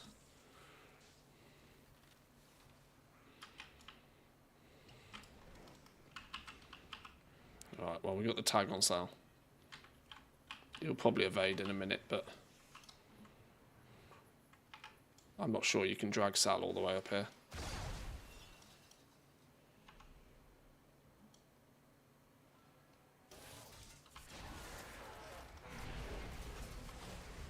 Wait, somebody's dropping a thing down on him. But is that how people are killing rares and they're using these in order to get more tokens off each of the rares even? I've not seen that before. Although it does kind of technically make sense, as you're kind of hard meant to.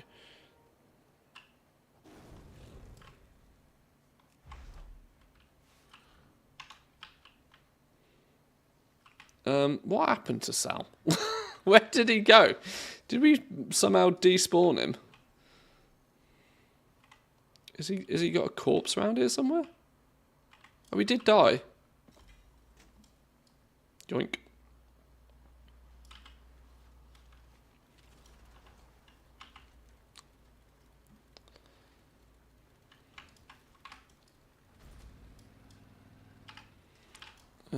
Let's do dumpsters real quick. Or have they hotfixed this? No, they haven't hotfixed that. Yoink. Where's my checklist? Get some of this out of the way.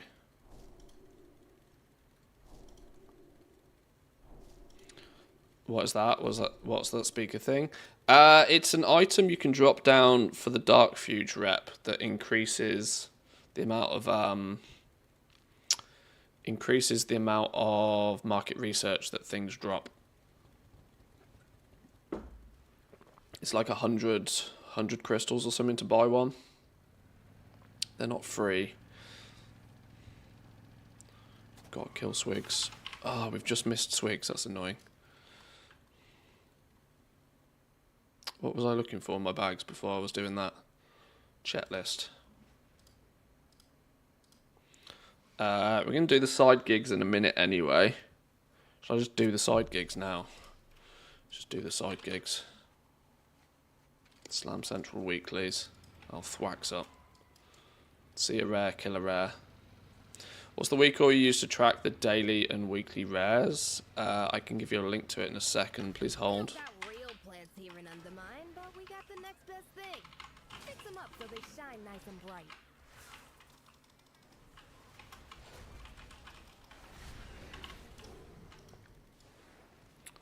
You sold a mount yet?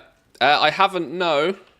But I am being kind of greedy with my prices. I'm not really willing to give them away at 2 million gold, to be honest. Undermine rare tracker. Info. Copy, paste to Reno.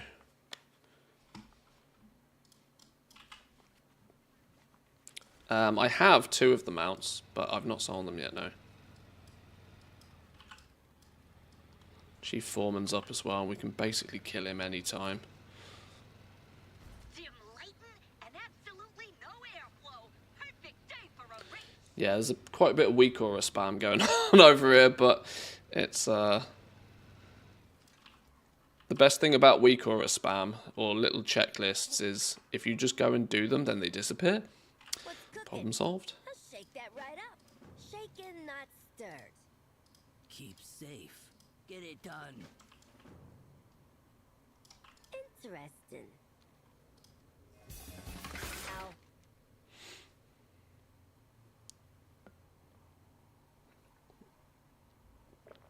Nearly out of coffee.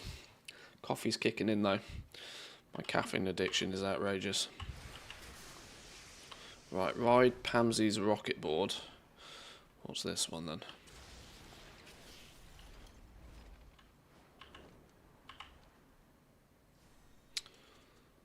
Did they get rid of the racial profession perks? No, they do still exist.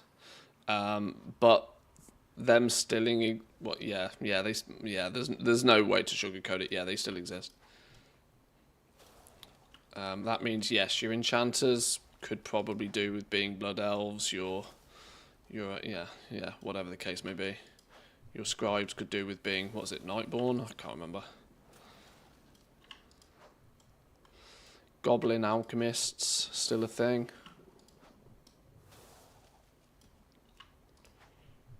There is a permanent argument whether it's necessary or not.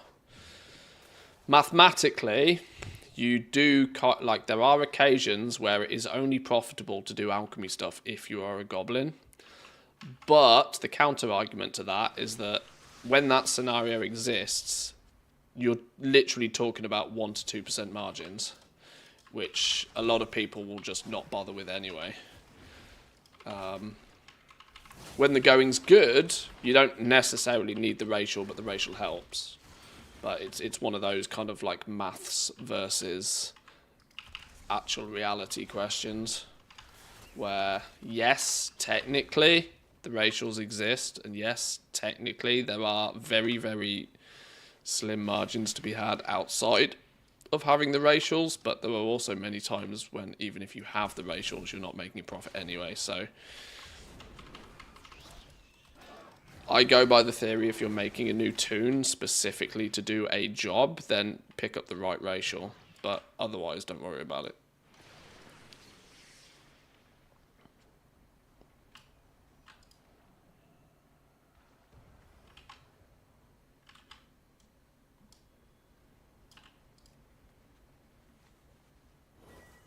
I don't know what that does. Oh, wait, hang on, that... Oh, that gets rid of my debuff. Now I know what that does.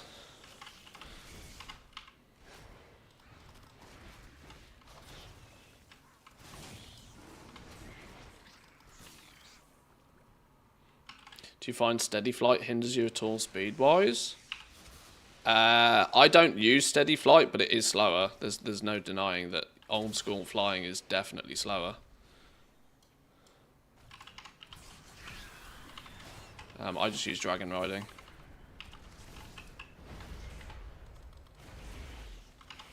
Why do I need to kill this dude? I don't know if I do need to kill this dude. Well, I've aggroed him, so we kill him.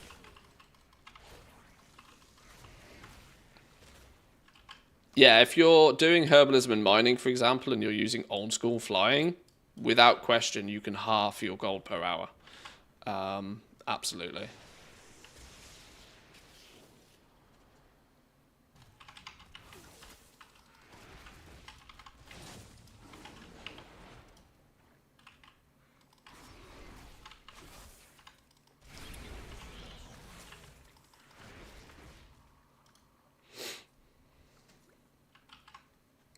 Lies?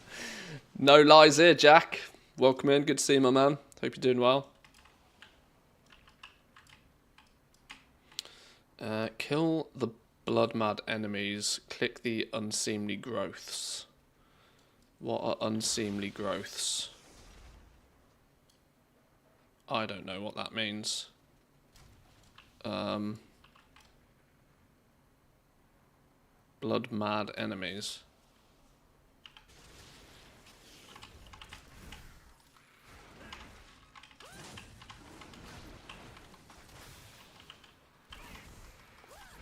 You're saying that normal flying will halve the farming for herbs and ores. It's not lies. Factual. Take you flipping ages to get between each node. I don't know what these flipping unsightly things are. Oh, maybe I don't see them because I don't have the debuff. Whoops. Because I clicked off it. So do I need this back? Use okay, yeah, I did need it. Whoops. Try and land on a small rock with dynamic flying. Well, that's true. If you're just not very good at dragon riding, then you're not going to be very efficient with it, but once again, it's another one of those fantastic maths versus reality questions.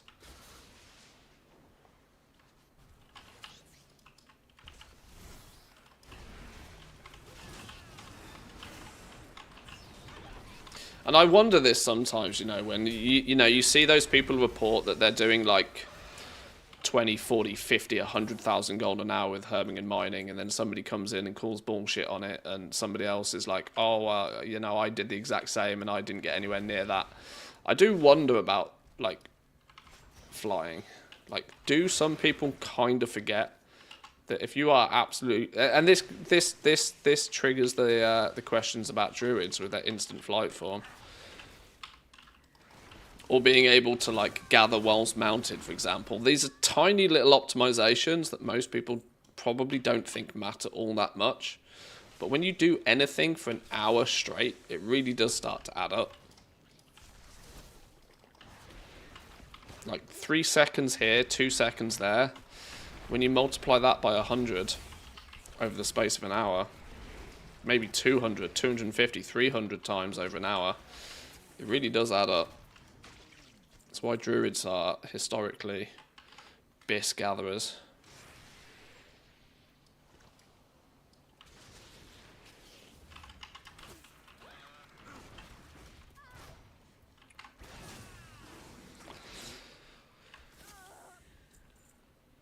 I hate that there are 11 professions, means I have to make 6 tunes and then pick something random. Or do what I do, sack off skinning, pretend it doesn't exist.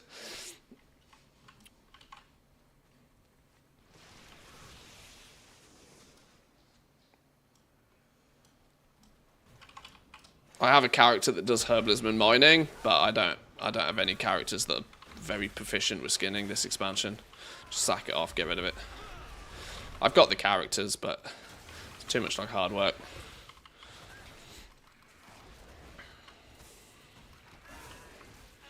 It's 2x4 farmed by people 24 hours a day, so in my opinion, there's probably good gold per hour in skinning, but it falls under the category of farming that I'm not overly interested in anyway.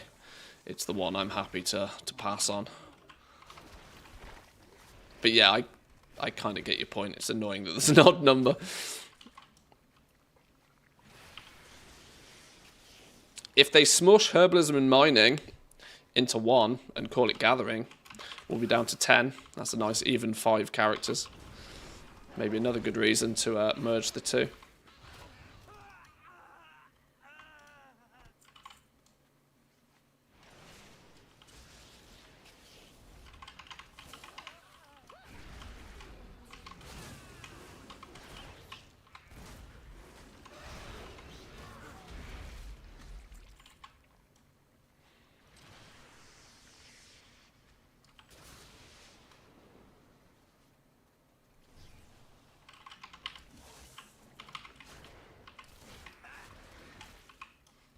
Skinning should be included in leatherworking because only one profession uses leather, whilst herbing and mining can gather mats for multiple professions. Yeah, the conversation is often been, why don't they just merge the gathering into the other ones? But you know, ore is used by a bunch of different professions. You know, blacksmithing, jewel crafting, engineering. So it's kind of a bit difficult to say, oh well, those 3 professions can now gather ore. I just think they'd be best off at this point making one profession called gathering, or secondly, make it one profession called gathering and make it secondary, make it baseline. I don't think herbing and mining as main primary professions makes much sense anymore. I think everybody should be able to do it, and everybody should be able to pick 2 primary professions.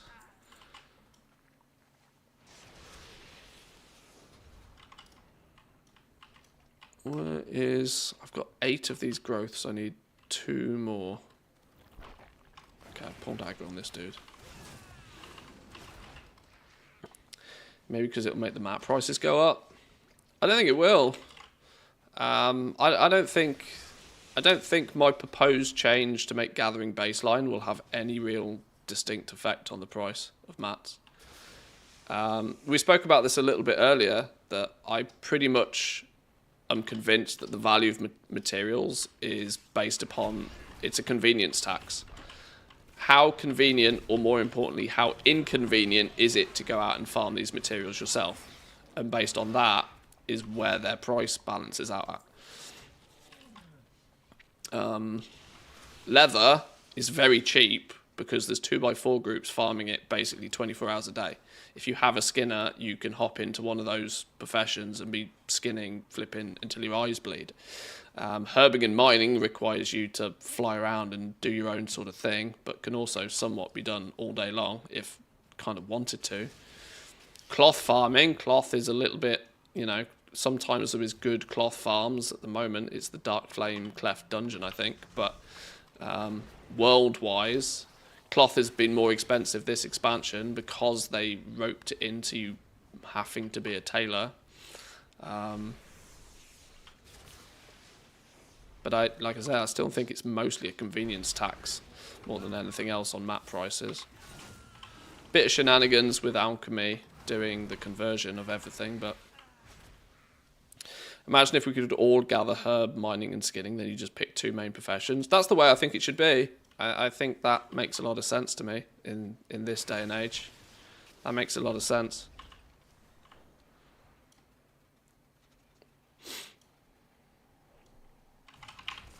I'm not so convinced that gathering offers enough to take up primary profession slots anymore.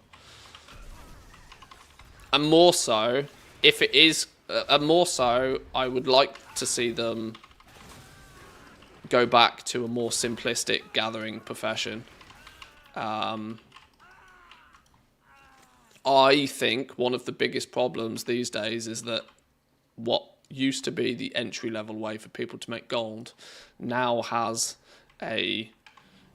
Sure, there's catch-up to herbing and mining and even skinning, but there is a distinct difference between players that have been proactive with their herbing and mining since the beginning of the expansion and have basically got fully capped out trees by this point, and somebody that picks up herbing and mining today.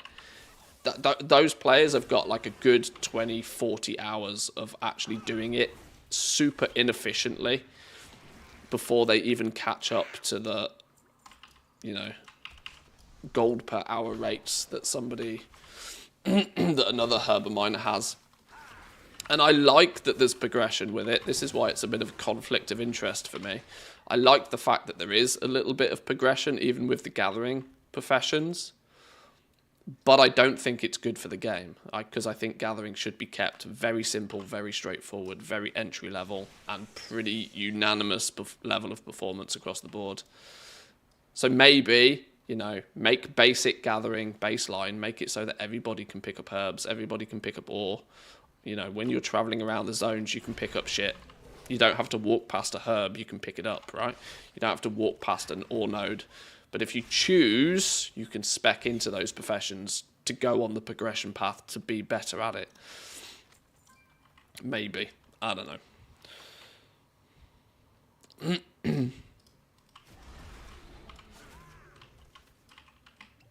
One sec, let me retype this. Oh wait, hang on, I didn't read it anyway.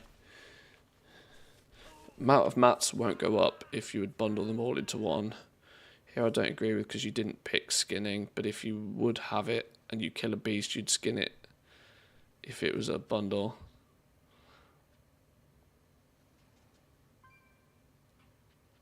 Start doing more gathering even when they aren't focused on it.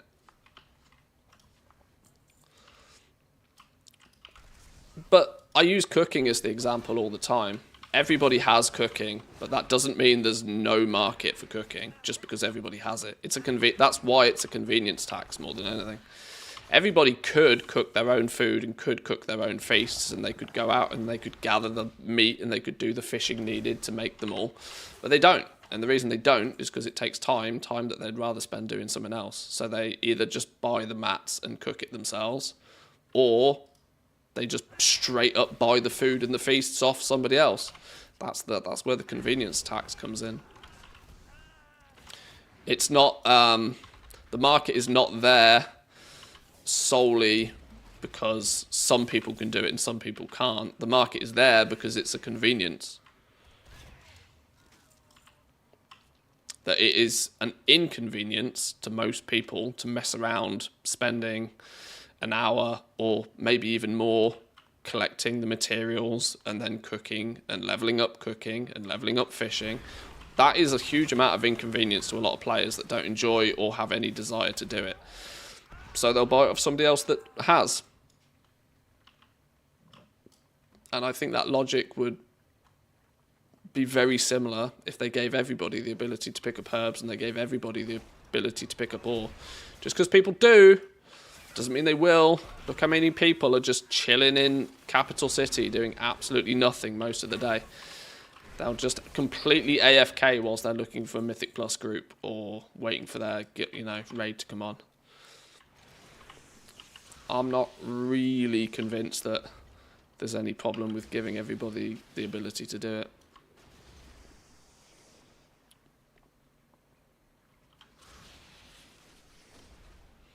And let's not forget, there is a part of it that, the value of materials is kind of somewhat, I wouldn't say completely strangled by crafters, but in the quantities that crafters actually buy their materials, on a Wednesday when everybody logs on and does a whole bunch of crafting, you see huge swings in the quantity and also price of materials. Most of the time.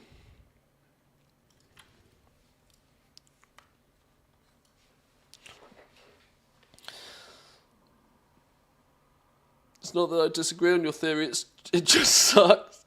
Yeah.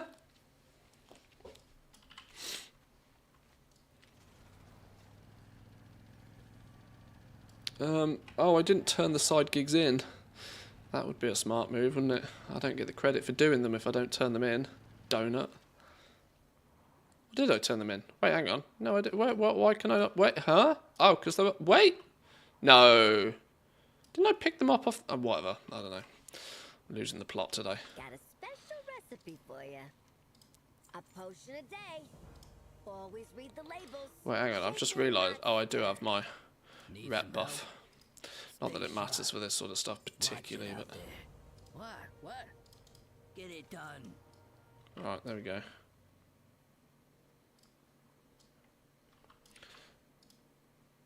Checklist complete. Let's go turn that in. Oh, who am I turning this into now? Where's the quartermaster? Where's the Venture Co quartermaster? I didn't think about that. He's probably in one of these huts around here somewhere, isn't he?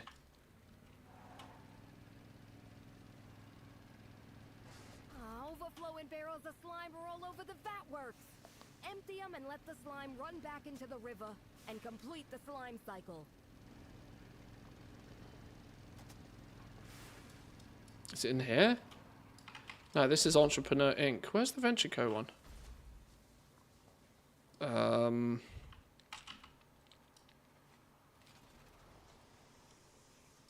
Oh, it's in this building, isn't it?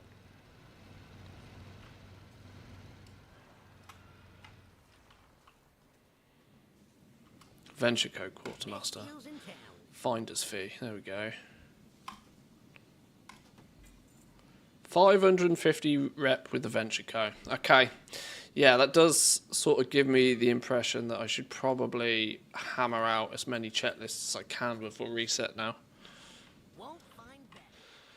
But let's make sure we've at least ticked most of the boxes on the one character. Shipping and handling, surge prices, scrappity scraps. What time is it? Okay, shipping and handling's in half an hour. Rares and scrap, I guess we need to get done.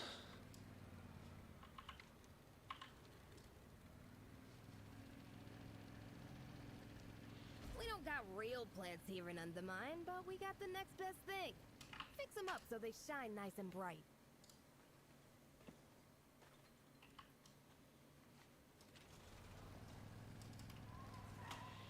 Oh, shit. Crashed.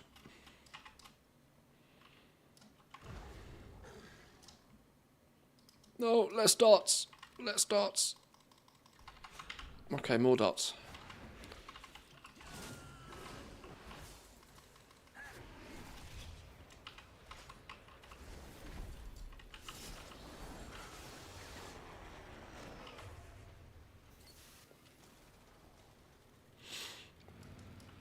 Right, who else is up? There's got to be somebody else up. Should we just bang out the world quest as a way to keep ourselves busy? Bunch of Venture Co rep for doing these anyway.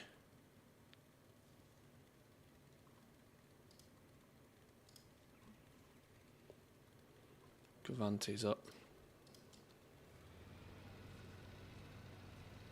That's the annoying one, to find somebody to spawn, so we'll go get that done while it's up. If we can get there fast enough.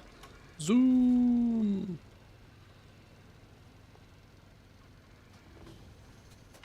Oh, 0%. It's just started. Alright, loads of opportunity then.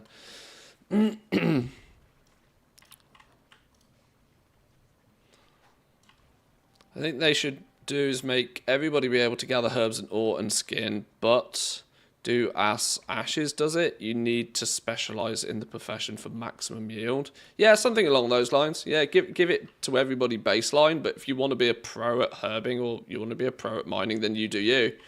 You can pick it as a main profession and just be better at it.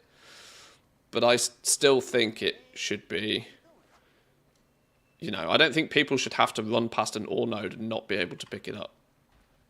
Because it's a fundamental way for people to make a bit of coin, you know? Literally, what's the first thing anybody ever suggests to a brand new player doing gold making? Well, go do some herbing and mining. But that process locks them down, at least on what is often their main character, to doing herbing and mining. So I think it's... You know, the advice has been the same for so many years. I'll go do herbing and mining first, and then if you want to drop that to go do the more interesting professions, then you can do. But there's always that kind of like, oh, if you want to make a bit, you need to make a bit of gold to be able to spend that gold on doing other more fun stuff. Just make it baseline. The advice would still be the same, and it would allow everybody, because that's been a big criticism. A big criticism in both Dragonflight and the War Within, that like your basic ways of making gold in the game are few and far between. You know, sure, go do the world quests, go do your weeklies. That will net you 10, maybe 15,000 gold a week per character. But what if you want to step it up past those numbers? What if you actually want to start doing something that feels more valuable? It's difficult. Right, this is going to spawn in 2 seconds. Let me grab a drink.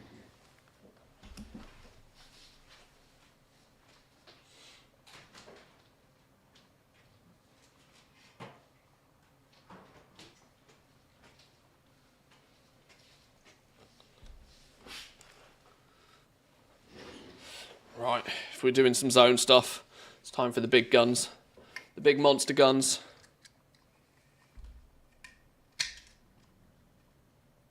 If I can open the damn can.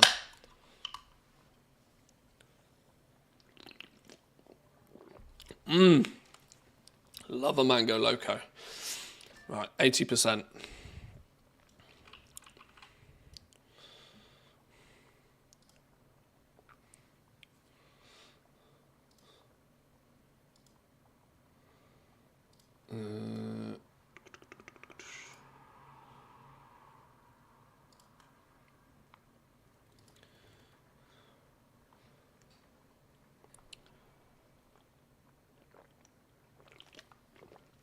How's your health not exploding with 2 coffees and a monster? My body is borderline immune to caffeine.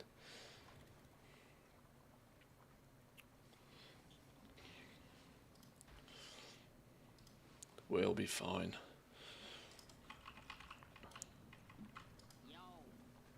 Oh, Vivi's up. Hello.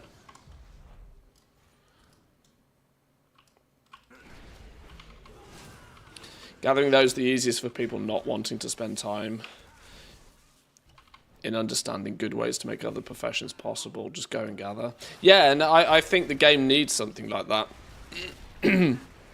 Which is where I think it's nice that they made herbalism and mining have the same spec trees and feeling of progression. That's good for the people that like that.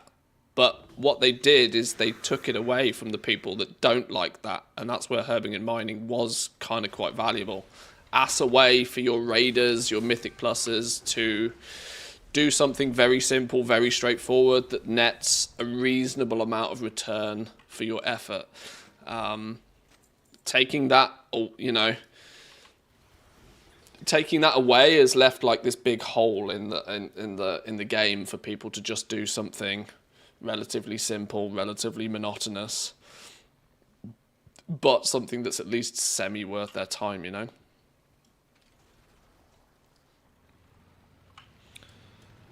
Who's that? Slugger.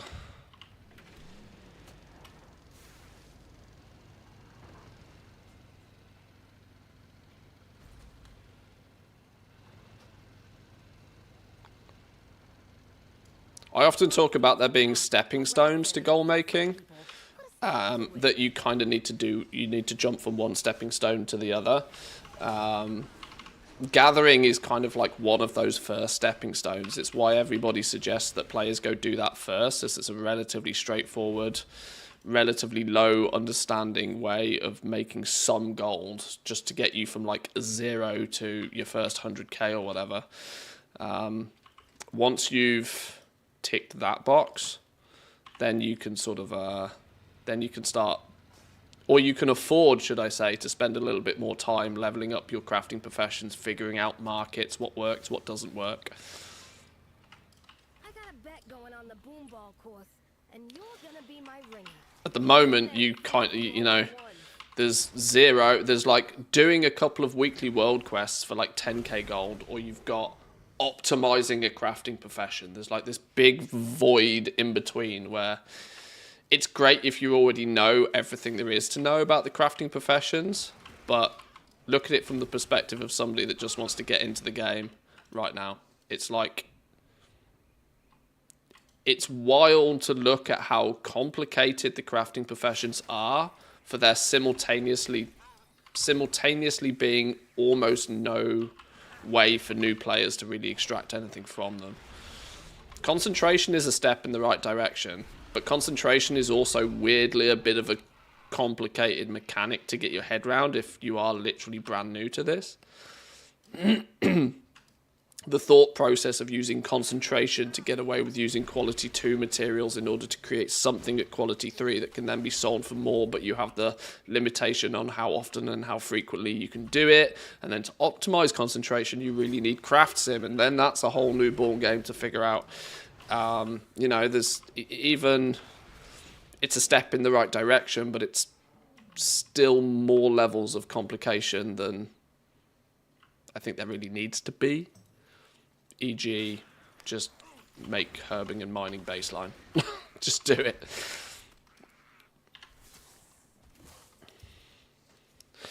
Back before they did work order system, my way of making gold was selling gems, enchants, pots and flasks, but with the changes on the crafting system, merging of markets, they killed all of that. Now I'm kind of struggling.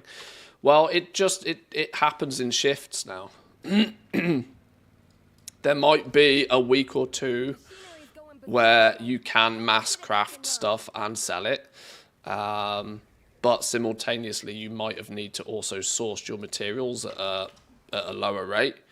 The reality is it's just more optimized. Now that there's the opportunity to optimize it, those that have optimized it can still see returns.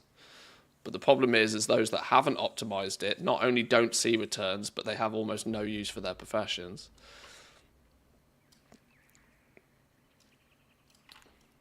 Look at it from the raiding perspective, right? Imagine if they turned around and said, okay, let's assume that raiding kind of doesn't exist, right? And they're building on it. Let's say that we always had LFR.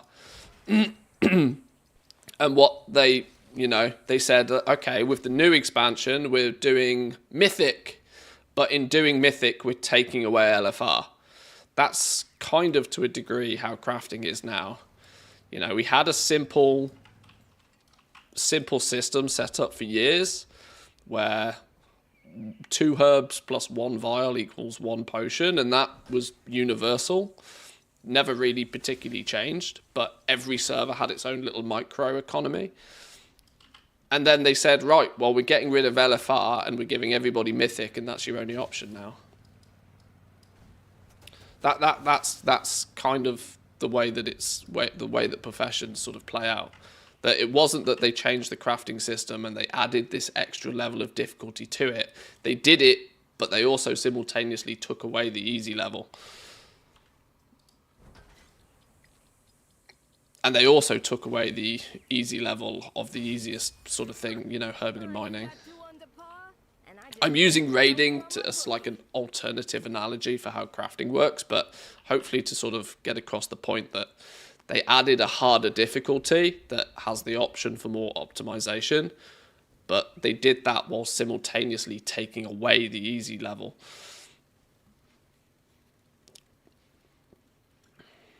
Which is the problem.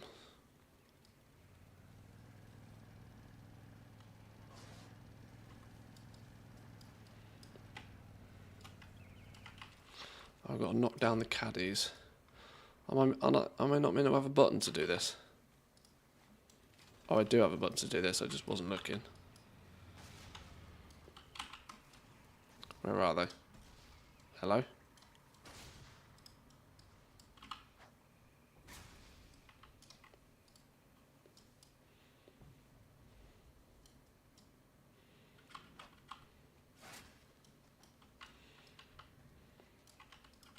Short little goblin legs makes looking up in the sky really difficult in this game.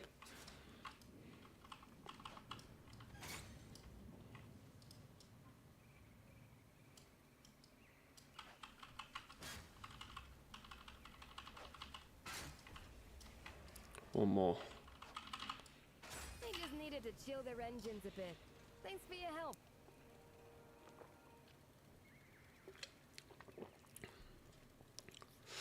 If they merged herbing, mining, skinning into gathering, I'd actually probably start skinning again. Right now, it's just a no.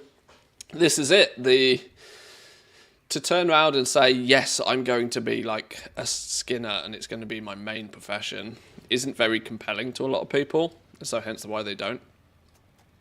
This is why I partly think that the gathering should be re-simplified and made, in essence, baseline. It needs to be put back as that first basic stepping stone, that first leg of the journey for people who want to make a bit of gold. In Dragonflight, the problem it had is it forced everybody to get into this sweaty goblin crafting system, which sweaty goblins love to bits. But what it also did was piss everybody else off that doesn't like the sweaty goblin lifestyle. And so we've seen in the War Within a significantly lesser amount of people that even go anywhere near the professions. Way less interest in the professions this expansion than there was in Dragonflight. Now, obviously, everybody kind of takes a look at the new shiny thing, but when the new shiny thing is a pain in the ass and they give up within a patch, they're unlikely to come back and look at it again the next expansion, which is exactly what happened. Not to say that it should be changed. I think the new crafting system is leaps and bounds above what we had previously, but it comes with the additional aspect of that you got to do more to get more out of it. Some people don't want to do more, and they took away the easy option. They took away the low learning mode, the casual friendly professions, and made those also, you know, weekly job lists, weekly tasks, knowledge point trees, spec trees, profession gear, you know.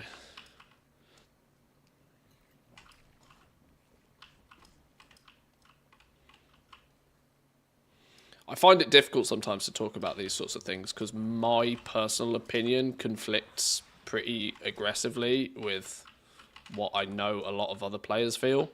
Because I love the sweaty goblin life, right? I love tinkering with all the professions.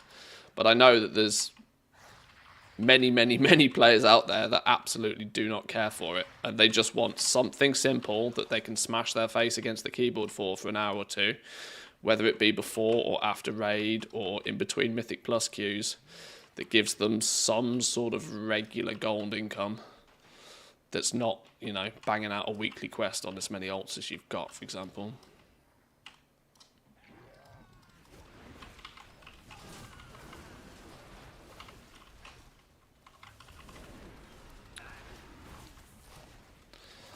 The cynic in me will say that it was done deliberately by Blizzard in order to promote token sales. Because I use this phrase a lot in Dragonflight. If you cut off the low-hanging fruit, the players that can't reach will starve. And starve they did. And starve they have. And the way to feed themselves is with tokens. Which could very much have been the design, to be honest. So the argument is that they might not change it because it might be working exactly as they wanted.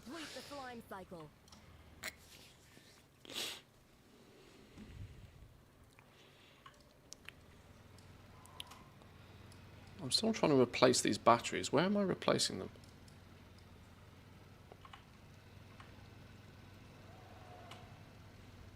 Of course, it's designed cha-ching. Well, I live by the theory, if you ever don't understand why something's the way that it is, it's probably, the answer's probably money. And this is kind of part and parcel, I think, a lot with the profession revamp. You know, make it more interesting, make it more fun for those that care. And for those that don't care, present them a better opportunity to buy tokens. And it's difficult to argue anything other than that's exactly what's happened.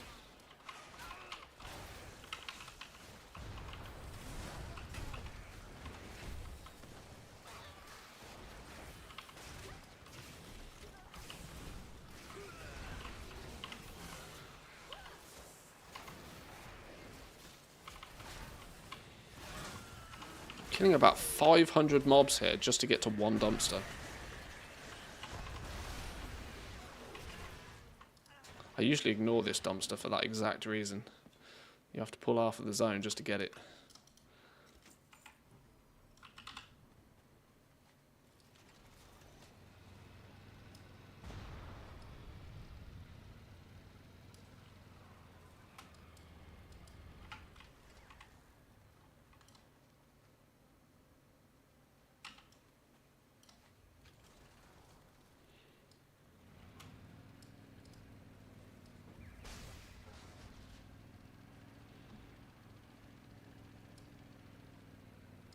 Got real plants here in Undermine, but we got the next best thing.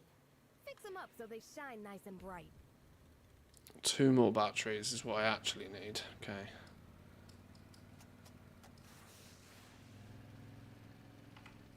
Here's one. Oh, nitro.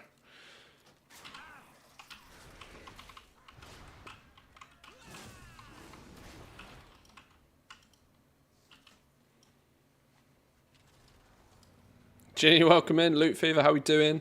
Welcome, welcome. Energy is what plants crave. Battery style. Thanks for giving me a hand. Look who's back in dark green. Yes.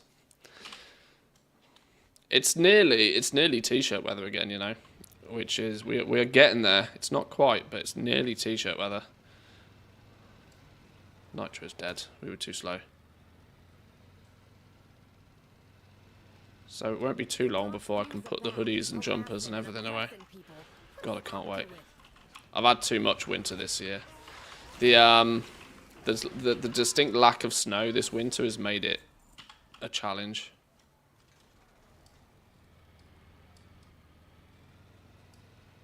I've got to kill the world boss as well.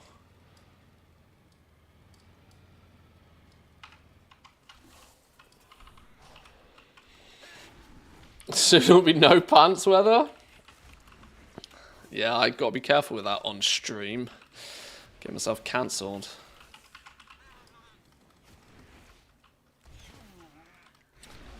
I like to plan my vacations, not have them thrust upon me because I've done or said something stupid on stream.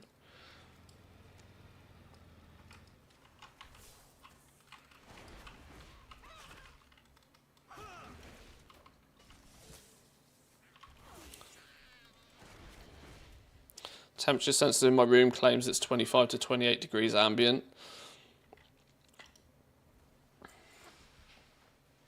"22 in here. 22 in here. Sun beaming through the window. We're getting there. I think it's about 7 or 8 degrees outside today. Which, anything above 12 is t-shirt weather, so we're getting there.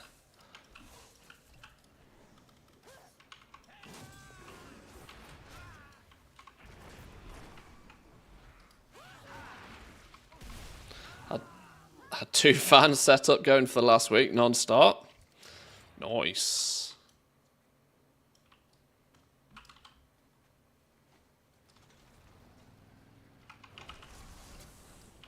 No, give me the tags. I'll save you. Give me the tags.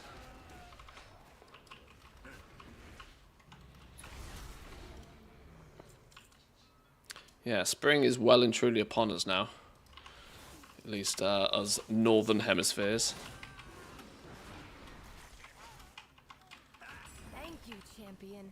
He's hoping they won't come back.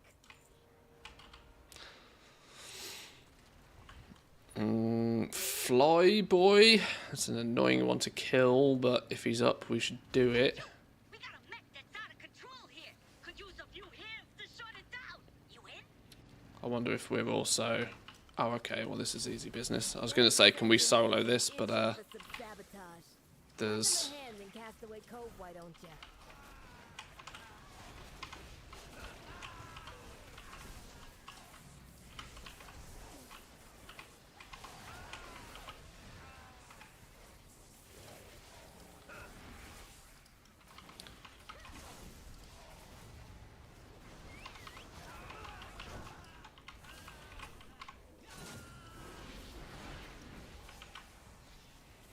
Drag him in.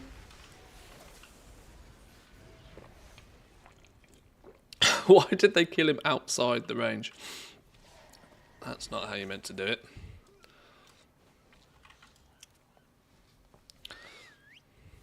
Over the last week, I figured out how to make money now. Screw crafting for others. Screw patron orders. Concentration is where the money's at.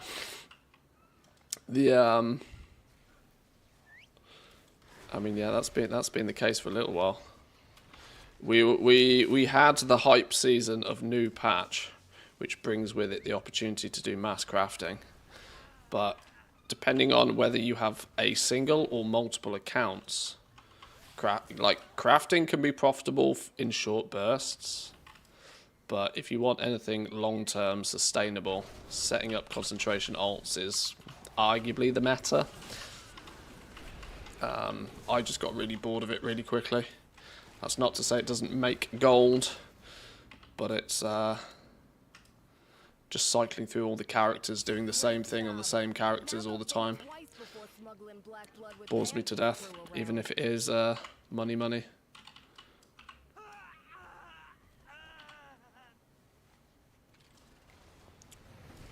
Right, we'll leave those guys to do their farming. We got to kill the world boss at some point. Maybe we should get the world boss done now. Scrap Chewer and Vault Strike are the last 2 weekly rares I need. One of those, Scrap Chewer, I can summon myself, so that's not a problem. I need somebody to summon Fishy Boy, maybe. Let's get a group on the go for this. Let me in. Hey, use Oh. a few hands to shut it down. You in? Boo.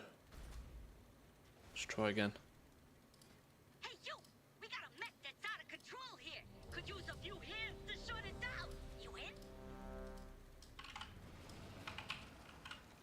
Hey, you! We got a mech that's out of control here. Could use a few hands to shut it down. You in? Capped my knowledge points on my main the other day. Spent all the points in enchanting. And now me don't know what to do with myself. I'm not quite there. I'm still significantly far behind. And that is mostly down to the fact that I didn't actually play these characters. I don't know how many people remember, but at the beginning of the expansion, I played 8 different characters, and I zug-zugged. I gave them 1 profession each. But that meant that my main characters that house my long-term professions on basically didn't get played for about the first month or 2. So I'm a couple of months behind where a lot of other players are in terms of like total knowledge point gains. So I'm not quite capping mine out, but I'm very much at the point where I've got the knowledge points I actually want and need anyway, so it's just filling gaps at this point anyway. How was the break? The break was good, thank you. The break was good. Not the most stress relieving of holidays. It was a skiing holiday, a family skiing holiday, which comes with its obvious complications of that there's just flipping people and things going on and schedules and all sorts of shit. It's not exactly a relaxing week by any means, but refreshing. Very much nice to go and do something different for a week. So in that regard, I'm nicely refreshed, even though I'm actually more tired, I think, than I was before I went. People, yeah, kinda.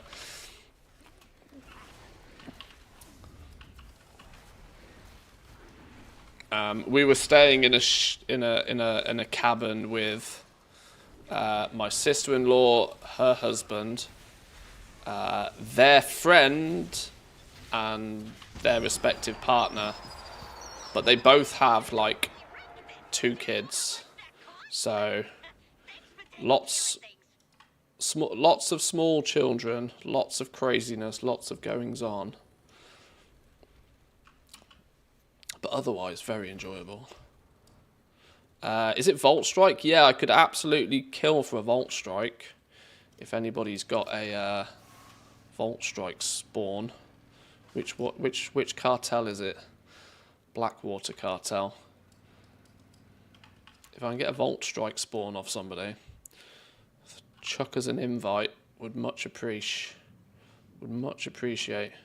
Mantheon, Draenor. Or set a group up, for example, and others can join in. Repetitive process is boring. It's kind of the same in Elder Scrolls Online. The most profitable way to make money is to do the crafting dailies on every character, but it takes about 5 minutes per toon. But it's so disgustingly boring and tiresome. That's how I feel about patron orders. It's not that you don't make a bunch of gold from it. It's just logging on to every character and crafting the same enchant a bunch of times. It's just monotonous. Literally the definition of monotonous. So I treat gold making these days in terms of that if it's not fun, I don't do it. There is very rarely a scenario where I will break that rule. It has to be so outrageously profitable for me to break that rule. Like Shadowlands legendary level ridiculous for me to break that rule.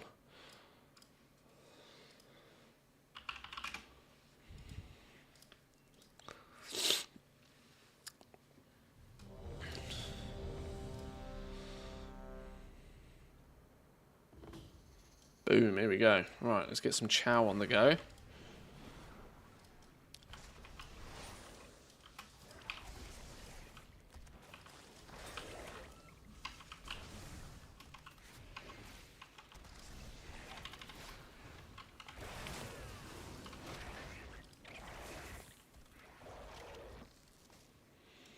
Is it still bugged, or can we hand stuff in? It's bugged, of course it is.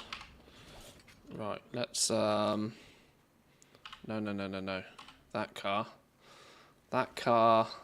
That quest. Oh, shipping and handling's on as well. Oh shit. I need to do that. Alright, well we'll do this first. We'll do some shipping and handling in a minute.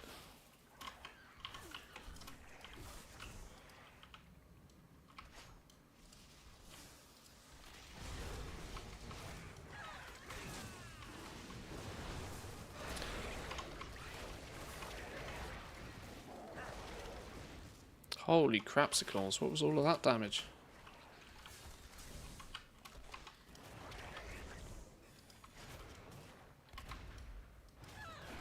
I'm not used to running around playing this game with actual gear. It's odd. I usually have to wait until the next patch to be doing damage along these lines. Or even next expansion in some cases.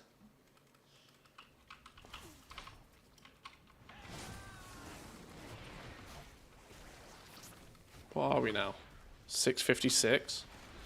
Not extreme levels of gear, but spicy enough by my standards.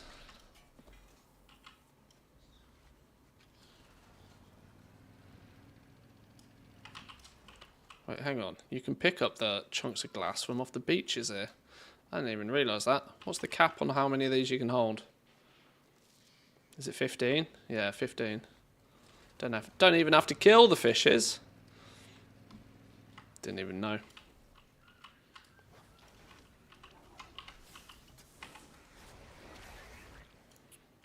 Lazy man approach. Just zoom around, pick up the glass that way.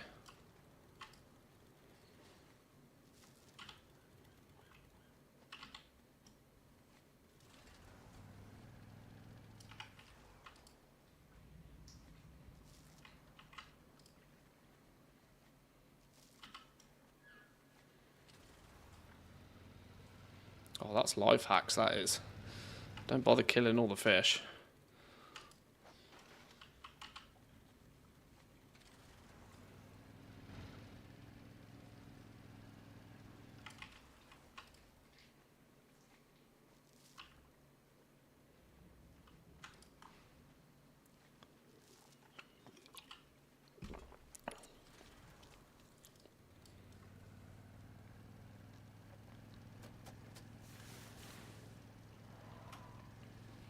Oh, nearly there. 90%. Boom! 100. Go, big fishy, go.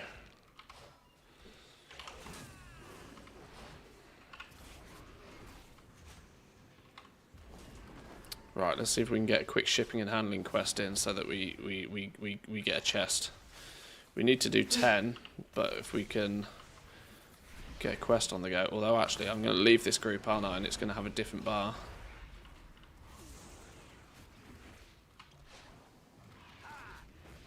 I think you get 637 gear by farming delves plus a bit of undermine tokens. I've got 656 doing nothing but delves. Like you can you can actually get a disgusting amount of gear just by doing delves. You know, you get a single piece of 649 per week from the map thing. You're then getting another 649 out of the vault every week, assuming you give yourself a few options. It's go time, sugar. Let's make a buck.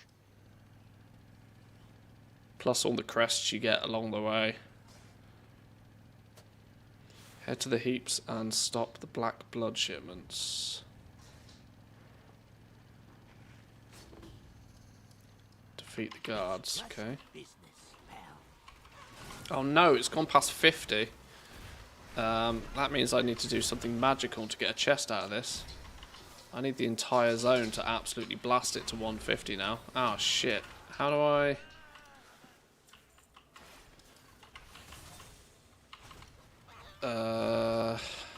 Is realm hopping to find a shipping and handling shard that hasn't done very well a thing?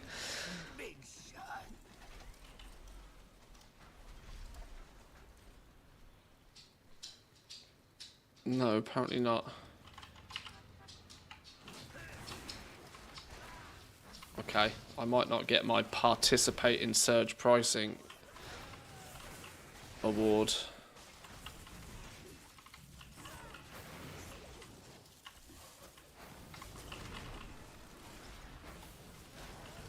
You did the job, and you didn't total your car. I call that a success. Okay, well, maybe I just hope that this gets to 150.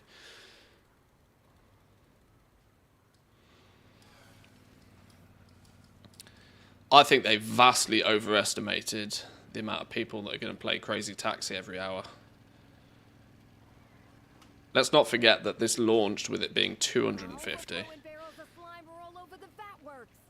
Empty them and let the slime run back into the river and complete the slime cycle. Oh wait, no, that's not what we're doing. That was the world quest. I got just what you need. Sorry, dog. There's a dog under my desk. I didn't even realise. For a price. Good job, Dollface. You made sure I got my cut of your tip, right?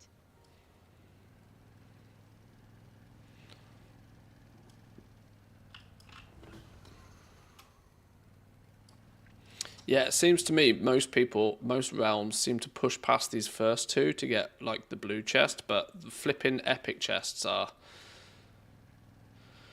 maybe on a Wednesday, but not much outside of that, unless you find a magic server.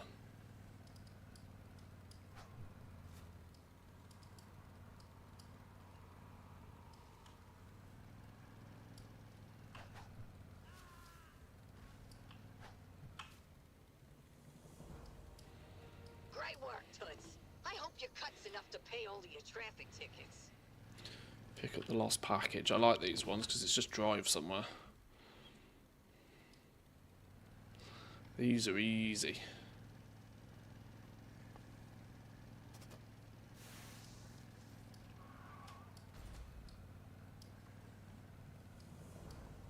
Record time, sweetie. I'm moving you to the top of my Rolodex.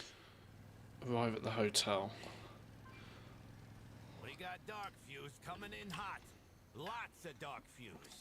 But you're the leading expert at killing them by now, ain't you? Oh, is it the sniper quest for the special assignment this week? Oh, it is. Okay, the sniper's an easy one as well. Time for a race. That's good news. Honey, 5 of sweetie, 5. baby, sugar plum angel Right, face. what next? Where are we going? Completing that job. My pocketbook thinks Stop the underriders from causing chaos. What does that mean? Is that kill things? We can do kill things.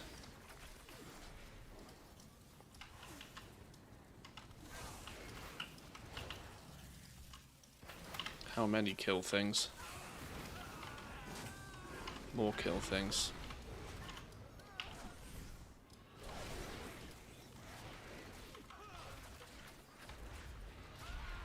Boom, kill things. Nice. honey bunches. Isn't there always the sniper quest? No, it rotates between snipers and killing 4 things at the Galagio.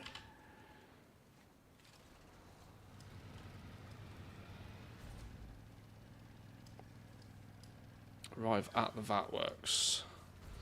Vatworks is down this way. Wait, what? Oh, Bully's defeated.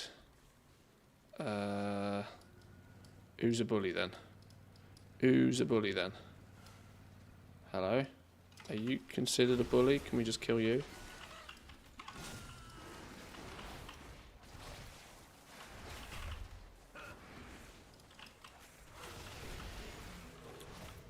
Oh, you are, but we still need one more. You'll do. Get deaded. I've sacrificed a rare kill to do this as well. That's wild. You do the work, I don't break a nail. That's a win-win for me.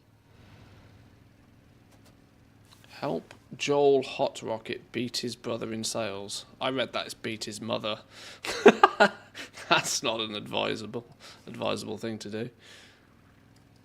Beat his brother in sales. I don't remember what this is. Oh, is this a you have it? Oh, this is the Oprah quest. You have a dog, and you have a dog. You have a dog. You have a dog. You have a dog. Nice job. Now get back to work, Toots. Dear Rusty's goldfish has been flushed. Okay, quick nitro kill. Oh, we did get the extravagant tip chest. Go on, server. Absolute ballers. If you're involved in that, GG, well done. If not, stop slacking. And a swigs, technically. Go on, get the swigs. Get the swigs. Swigs is dead. Swigs isn't dead! Not even been tagged. Can't miss a swigs kill. I've just realised I'm doing all of this without the Dark Moon buff up. Can I pop a hat? Oh my god, look at my inventory. Hat. Pop a hat.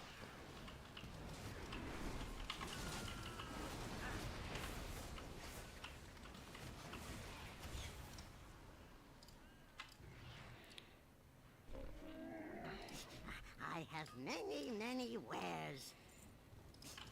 Many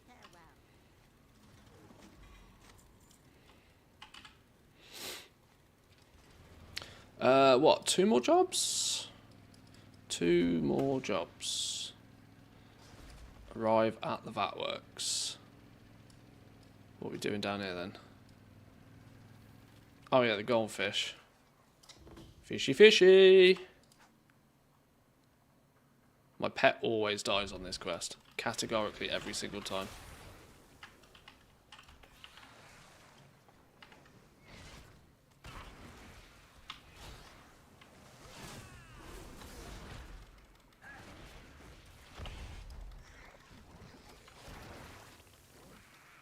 Not today! Baller.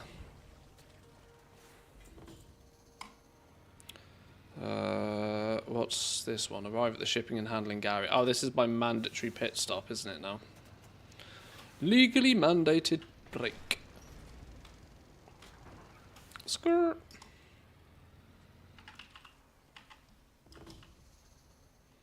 Boom.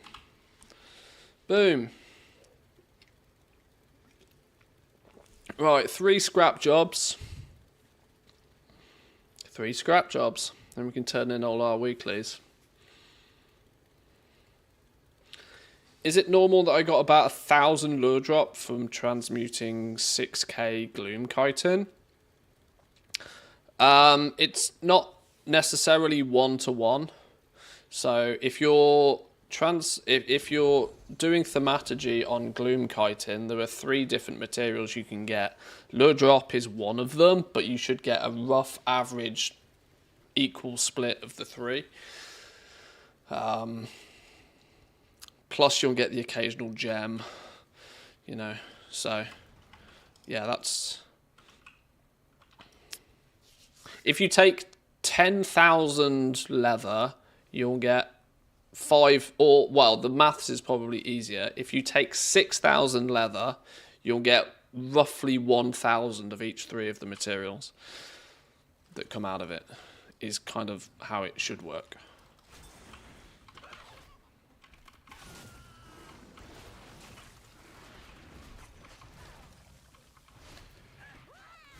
It's just absurd. I got like 25% profit. Well, if you processed 6k gloom chitin, you should have got 3,000-ish materials out of 6,000 gloom chitin, which realistically 1,000 of that probably should have been lure drop. But obviously some hours you win, some hours you lose. Welcome to the world of RNG until you do it on a big enough scale.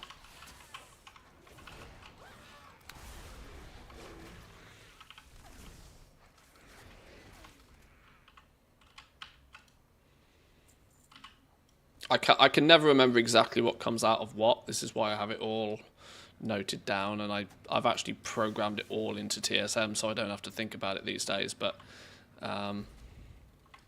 it's, yes, that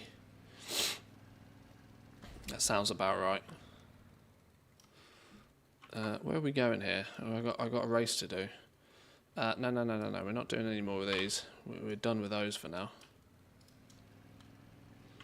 Let me shoot some snipers as I'm here. It's easy enough.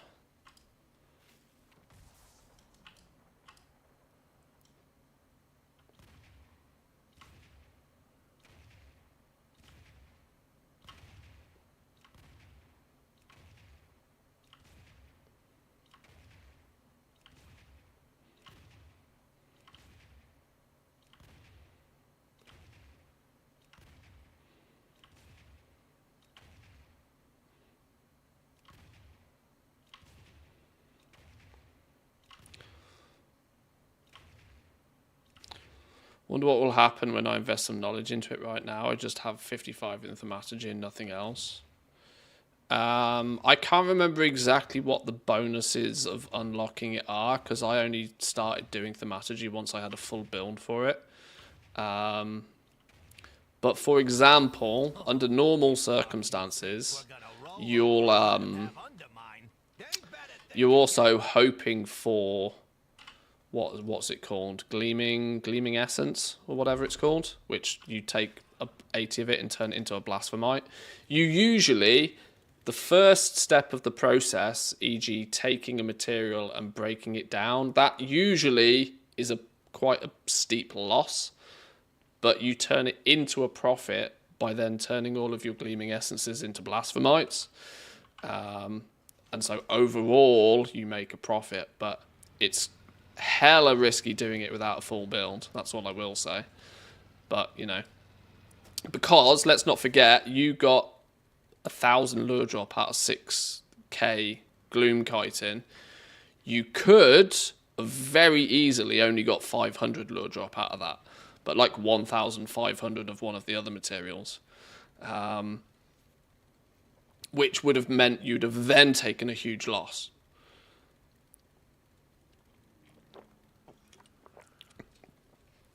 So it's kind of doing it, you know, at a small scale is just gambling. You've got to be doing it at like 100,000 plus materials before you get close to like a mathematical average. Well. You trying something, pal?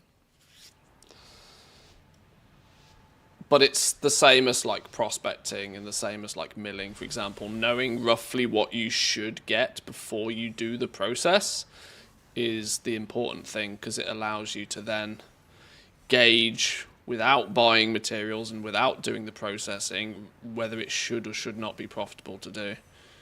And then if it is profitable to do, you need to do it at a big enough scale that you remove the laws of averages.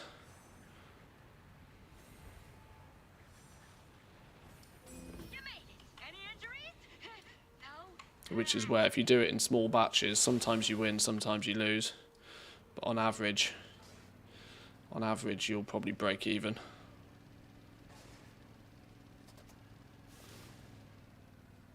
And absolutely no airflow. Perfect day for a race. Right, Scrap Chewer, which is the one I can summon. Candy Rats and Scrapbeak. We can probably do a little bit of a realm hoppy to get.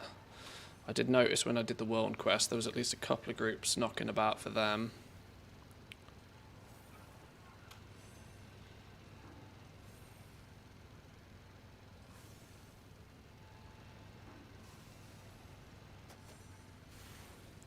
The daily rares are also ones that I'm really not overly concerned about whether I actually kill or not. Doesn't really matter anymore. I'm in the process of just kind of doing the weekly-ish sort of stuff, not taking this overly seriously. It's just having missed a few days this week, I'm trying to play a little bit of catch-up. Doesn't mean we need to be. We took a week off, so we're not optimal anymore. We're just kind of, you know, we're just playing. Barrels broken? These things?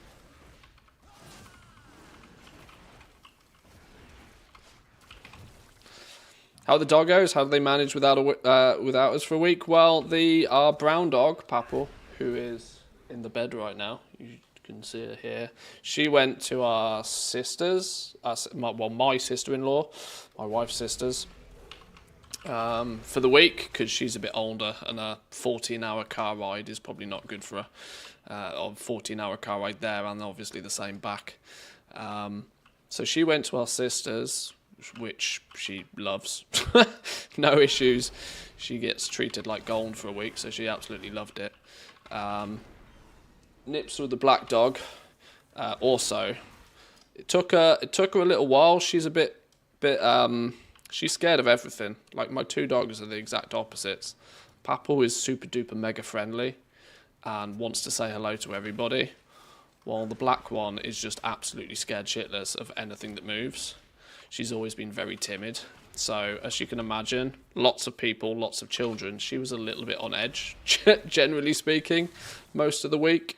But on the flip side of that, she absolutely loves going up north because, you know, the snow, the cold weather. She's a Lapland dog.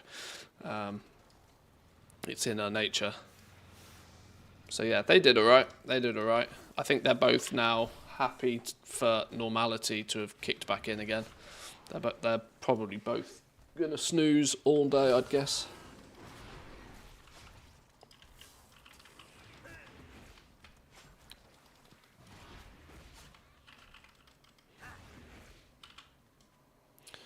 What time is it? I'm cautiously aware of the fact that I know it's day one back, but I can't actually stream all that long today. With having a week physically away, you end up stacking up IRL commitments. I have to do real boring shit today. I've got to go vote. Ugh, how boring is that? But apparently it needs to be done. Got to go vote in the local election here. I've also got to clean our car so that we can potentially sell it, or more importantly, trade it in for a new one. On top of the fact that we need to go do a food shop because we've not been here for a week. So, adulting. Ugh. Got to be done today, unfortunately, though. So, this is why I partly started the stream a bit earlier, because I can't be on all day. Getting a bigger car. Well, yeah, we are getting a bigger car, mostly on the basis of that having two dogs then means that they basically take up the boot. Like, if we go somewhere, the dogs take up the back of the car. So, like, luggage and stuff gets quite tight. So we are looking at getting a slightly bigger car. But more importantly, we're looking at going fully electric. Whereas we just have a petrol regular motor right now. Fully electric, because our electric prices in Finland are competitive. Plus, we also plan on putting some solar panels on the roof in the next year or two, which will greatly help with, or in essence, save what is about 150 euros a month on petrol. Is the plan. Is the plan. The part of the grand plan.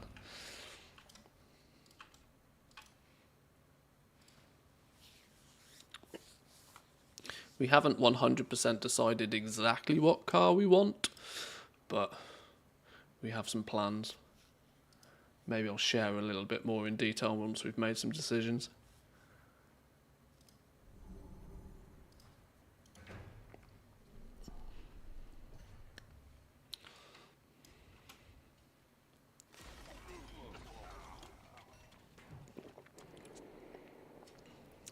Our dog takes up the back seat. Well, we have one that will happily stay in the boot, but the black one, which I said is scared of everything, doesn't like being in the boot. She tends to sit in the footwell behind the passenger seat. So yeah, it's kind of a 50-50. No travel pics, by the way. We were waiting for some on Discord. Yeah, I know. I wasn't particularly good at taking pictures, if I'm honest. I didn't really take any.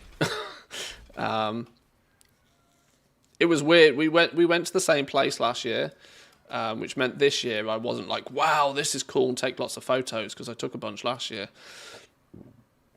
Family members took a few, but I didn't really take many.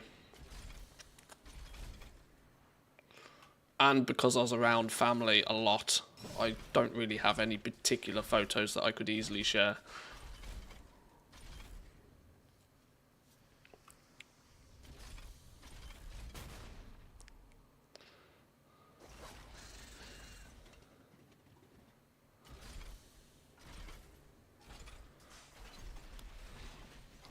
Down it goes. Boom. Whoa, whoa, whoa, whoa, whoa. What are you doing coming back to life?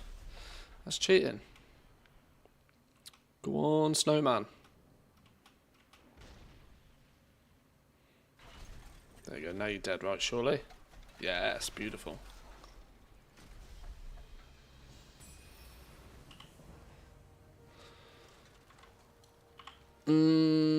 What's this one? Where's it telling me to go for? Wait, what? Huh? Preserving oh, candy. Out my way.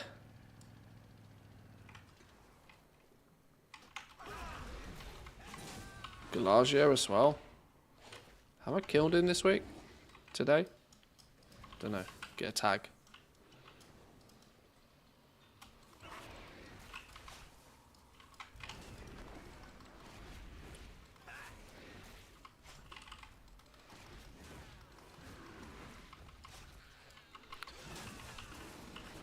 Yeah, I tell you what though, cars ain't flipping cheap, are they? We've been quite lucky that for the last couple of years we haven't had a monthly car payment because our current car was fully paid off, which is kind of a nice thing and it's kind of a bad thing that we've got quite content with having that spare money every month. And as you can imagine, it gets spent on things. Now to all of a sudden have a car payment every month again is like, oh God. Or potentially if we do buy a new one. Preserving plush pals. What is this world quest? Where is it? Can't go wrong with electric. Total cost. Well, yeah, this is kind of our thoughts that there's some interesting potential tax break options with going fully electric that I haven't fully explored yet, but I need to, which would help. There's not quite the big early adopter rebates like there were from a few years ago with going electric, but there's there might be something at least. Oh, why is it telling me to go do this quest all of a sudden? Oh, it's probably because it was on my list to do because of the coffer keys. Oh, okay, I can't be bothered doing all of those. Did I do all the quests in the Undermine? I did. Right, oh, well, let's back it up then. Let's go back in.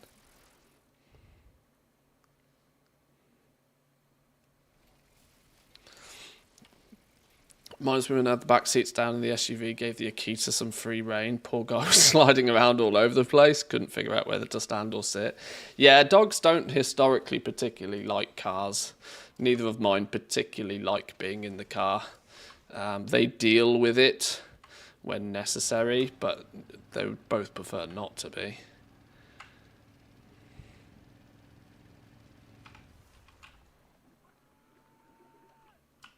Have I got something for you? I'll be waiting.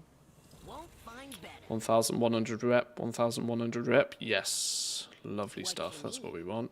Thanks for stopping by. Same again. Goodie box. Oh my God, what's going on in our bags here?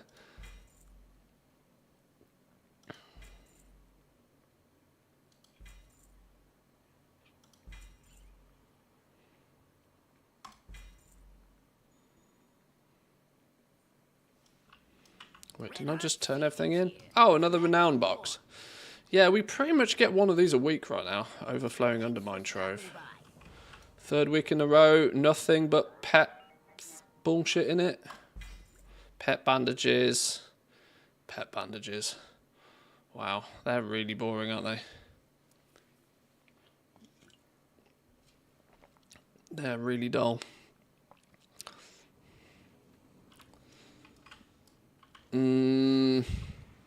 Rats. Let's go camp rats for a minute.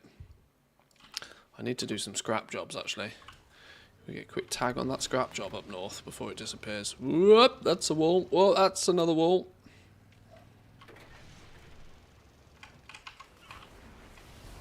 It's about the 12th time I've seen this dude spawn today.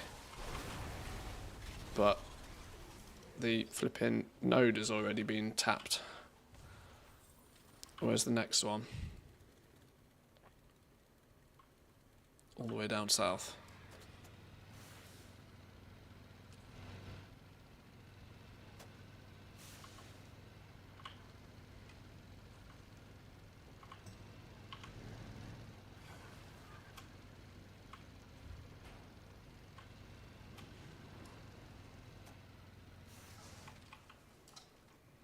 Right, no messing. Go, go, go.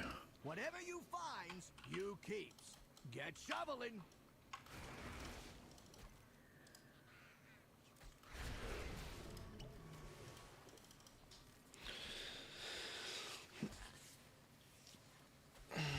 You really can go wrong with electric. Some of them have terrible ranges, terrible charge speeds and support. Oh, in that regard, yeah, but I also see it as tech, so I'll just geek out and work out what's good and what's not. Figure all of that stuff out, it'll be fine. We've already got like the high amperage connector in our garage. The previous owners of this house had an electric car, so all of that's plumbed in the garage already. Where I am now, the studio is above our garage, and so on the roof of this is prime real estate to put some solar panels. It's just a cost thing, because, you know, solar panels aren't cheap. They're also not, you know, free.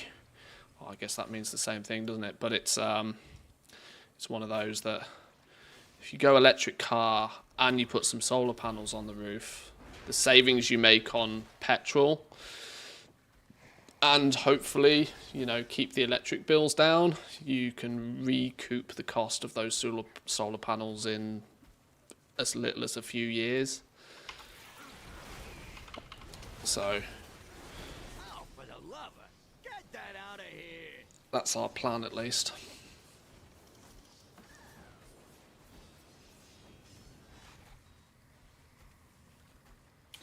As much as I dislike some things about Tesla, they definitely got part of the equation right. Yeah, there's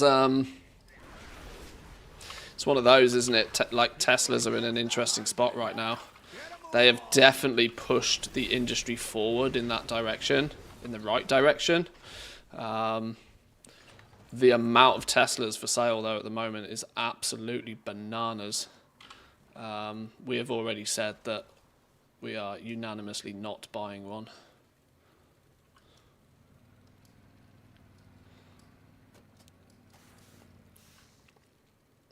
We have our eyes on one of two. The Skoda Enyaq or the Volkswagen, probably the ID4.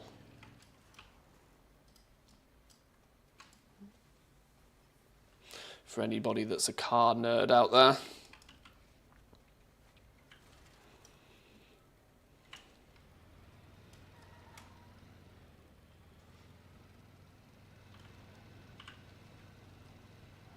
And we absolutely are not buying it new because we ain't made of money. You got to not only be made of money, but also batshit crazy to buy a new car these days. Literally loses half its value in the first 2 years.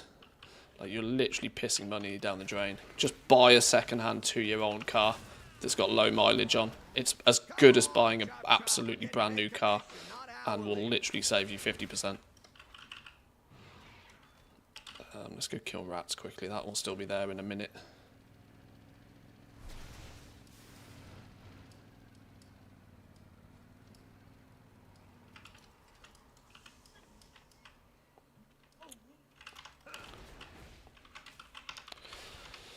Worth buying a second-hand Tesla, maybe. It's a principle thing, honestly. Yes, they have pushed the industry forward. But the Model 3 is not as good as like the Model Y, you know, the original ones. It's clearly built to be cheap, and it was the first one that was built to really be cheap. So I do question the longevity in terms of things like build quality of the Teslas, which is, plus Elon's a flipping loon right now, which fundamentally sort of, you know, it's almost a principle thing to not buy a Tesla on that basis. I think most of Europe has a very similar opinion on that. Can't argue they're good. They're potentially very good products, but I'm not willing to support an absolute fucking loon.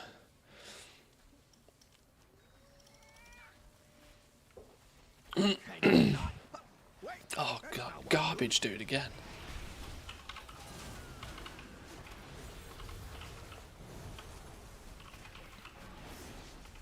So after Twitter, the guy went nuts. Yeah, he needs to lay off the horse tranquilizers, doesn't he?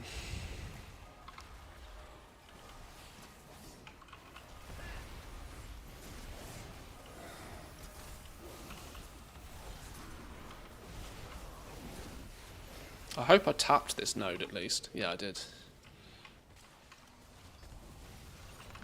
Right, one more scrap job.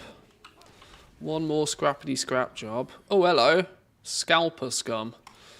There's a world quest out of nowhere. Where did you come from? I swear I did all the world quests. This is an easy one.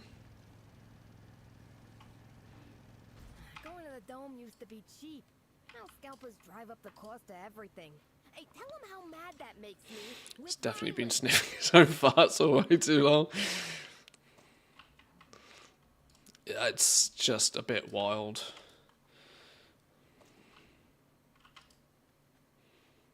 I don't like getting into global politics much on stream because I like this to be a relatively safe haven for people to not have to think about that sort of stuff.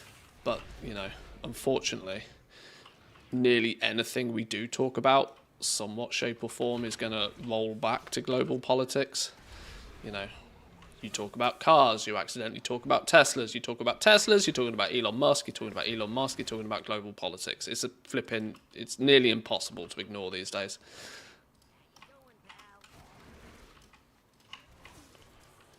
I'm glad I live in a country that is not immune to all of this rubbish, but is sensible enough to be able to deal with shit sensibly. 5 of 8. More back to the Stone Age at this rate. Yeah, feels like it. Welcome in, Woo, by the way.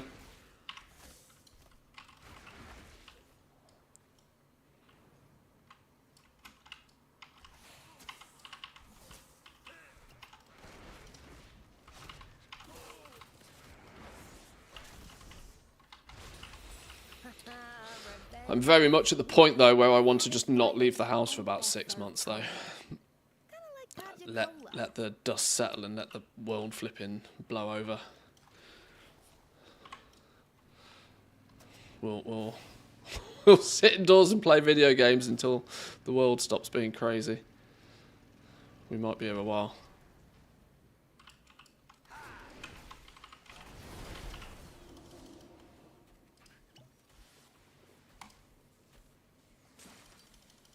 Oh, for the lover, get that out of here.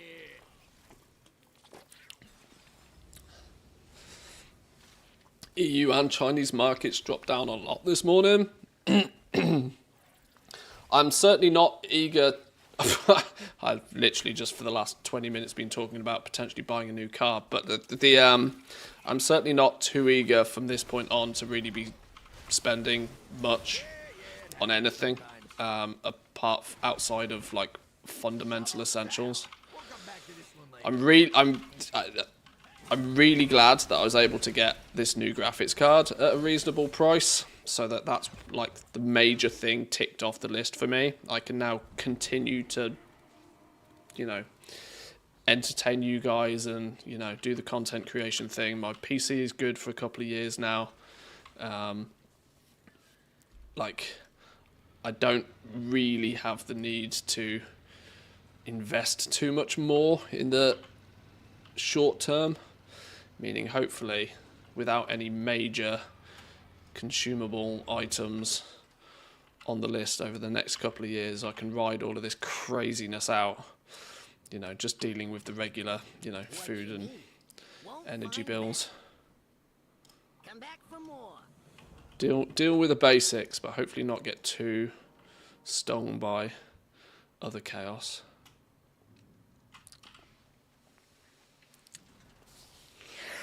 Credit where credit's due. Like I said, they definitely got that part of the equation. Yeah, Tesla, there's no question that they pushed the industry forward. You know, they were the catalyst in getting like charging bays like literally everywhere. They sort of there's no standardization with these electric chargers quite yet, to what I understand, which is why I need to pay a little bit of attention to that. But like generally speaking, yes, Tesla did do work there. It's just, unfortunately, I don't want to be putting money in the pocket of some absolute fucking Looney Tune.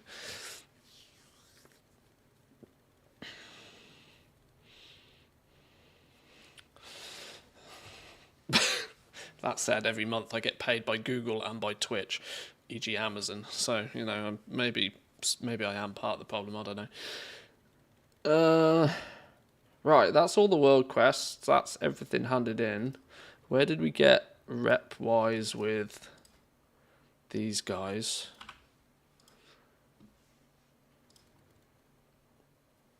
Halfway through Honoured with Adventure Co.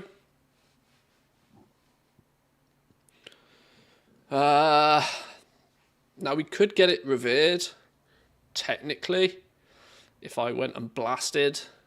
If I do chat lists on 11 characters, chat lists on 11 characters between now and reset would get me to at least revered. Then there's the slimmest of slim possibilities I can squeeze out 21,000. No, 21,000 would require 40 level 80s. It's a 2-week. It's a 1.5 week job to go from revered to exalted. Let's call it a 2-week job to go from revered to exalted. Maybe if I can get Venture Co to revered, getting the final 3 to exalted is not super important, as it's just the mounts and then the Paragon chests. But getting them to revered would allow me to buy the pets at the very least. Yeah, I don't know if I'm that enthused about smashing out chat lists like a moron when I've got slightly limited time.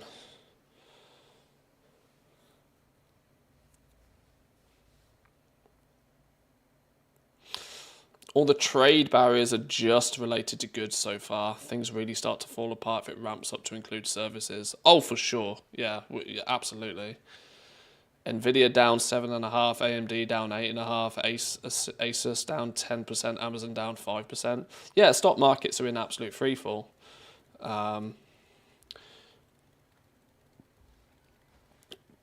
Stock markets are in absolute freefall, but if you've been paying any attention to the latter half of last year, you'll have also noticed that huge amount of investment firms liquidated. A whole bunch of investment firms out of nowhere towards the end of last year went very cash heavy. Liquidated assets, liquidated stocks to sit on a huge, great big pile of cash.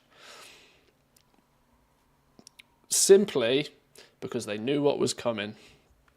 Liquidated. Go.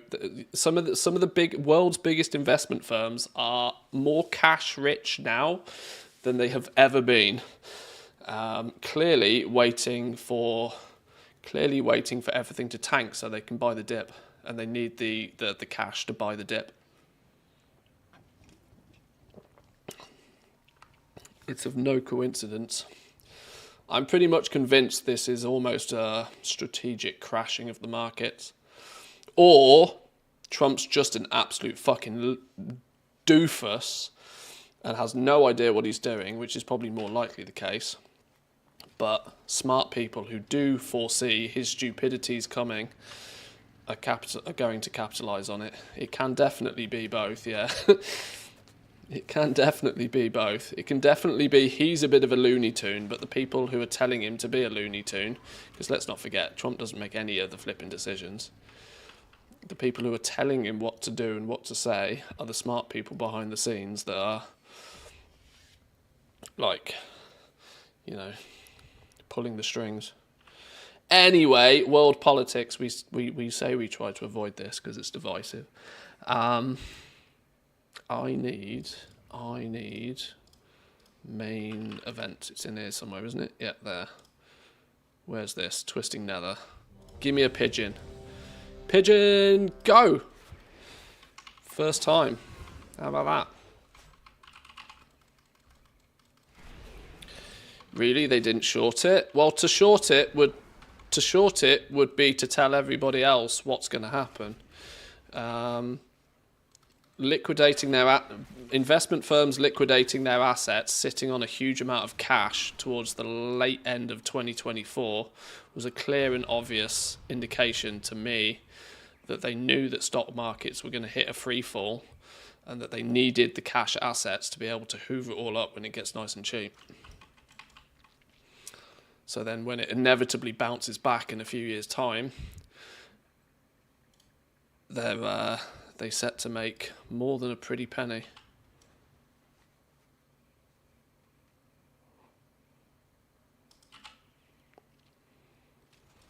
In a way, I'm kind of glad I don't have so much disposable income to deal with all of this sort of stuff, because the stock market is something I like to look at from a distance.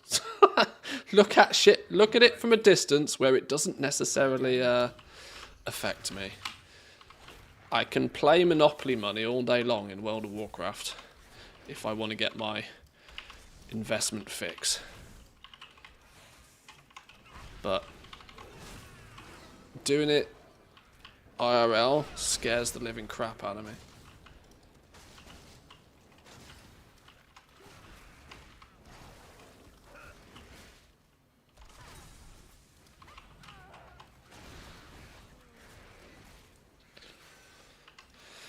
Not a fan of shorting because you basically want to make money on a market going bad.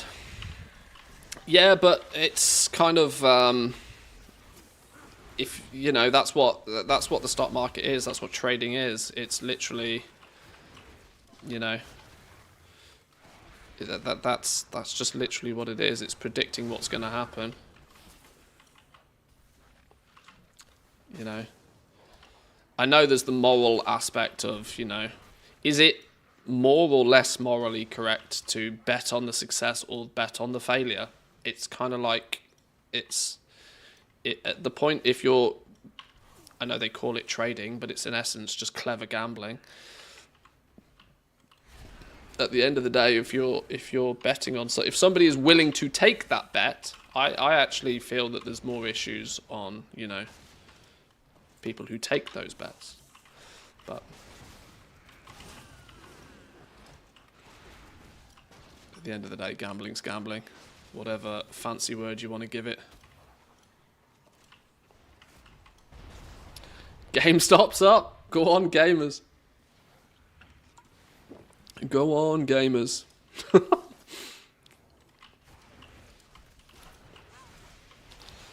The world is absolutely outraged by the new Switch 2 price as well, aren't they? To keep it gaming related, people are absolutely outraged that the Switch 2 is going to be, what, $450 MSRP? And I say MSRP because we know what tends to happen when Nintendo release something new. Forget gold, GameStop is the new safe haven. Feels that way, doesn't it? What were Nintendo trying to spew? $80 for a digital edition game, $90 for physical.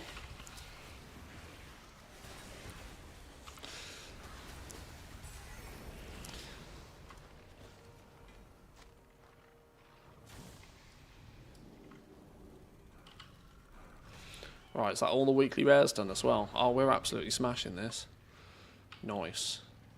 Not a single Mechanica today of any of the weeklies or any of the rares today. I don't believe. I think I'd have noticed if Mechanica came up on my screen. No, because I haven't got one in my bags. Nada. Not a single one on this dude today.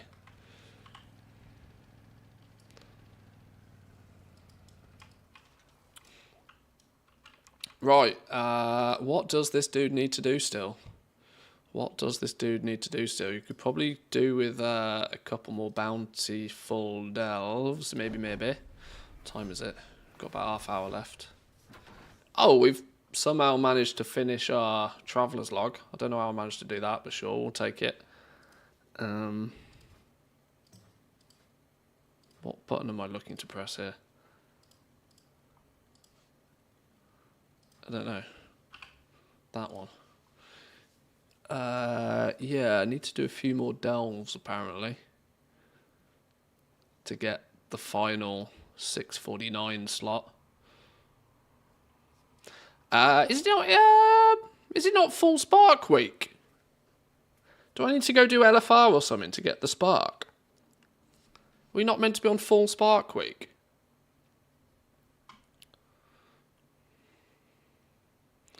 I've only got half a spark.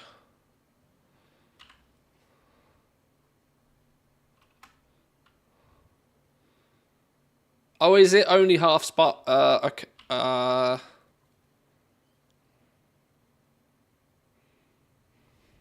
Next week is full spark. Oh, okay.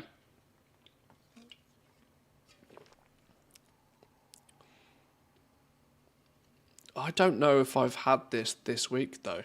I think this is my half a spark from last week. I'm not sure I've had my half a spark this week. How do I check? But it is Catalyst week. Oh, this whole thing's so confusing. I guess it doesn't matter too much. What would I use a spark on anyway? Oh, well, I've got a flipping... Where's it gone? Yeah, I've got an enchanted gilded undermine crest, which I'm keen to use on something. I could get... What we missing here? We could go 675 neck. We could go 675 cloak. We could upgrade our braces to 675. We could upgrade these braces. Is a possibility. Chore tracker is kind of nice for that. I have something along those lines. I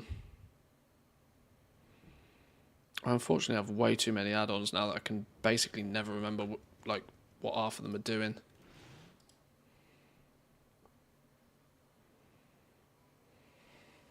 Weekly rewards. Oh my god. I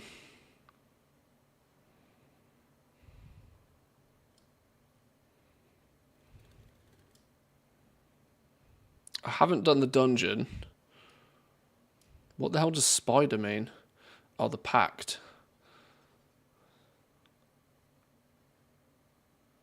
Haven't done the theatre event. Haven't done wax. World boss. What does Oh, special assignment. Dragonflight shit. Nobody cares about dragonflight shit.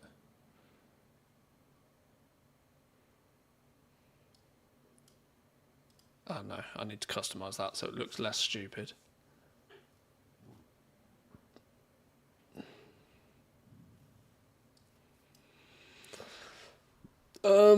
We could upgrade our belt maybe. Boots possibly. Crafted pair of boots. They're still champion tier.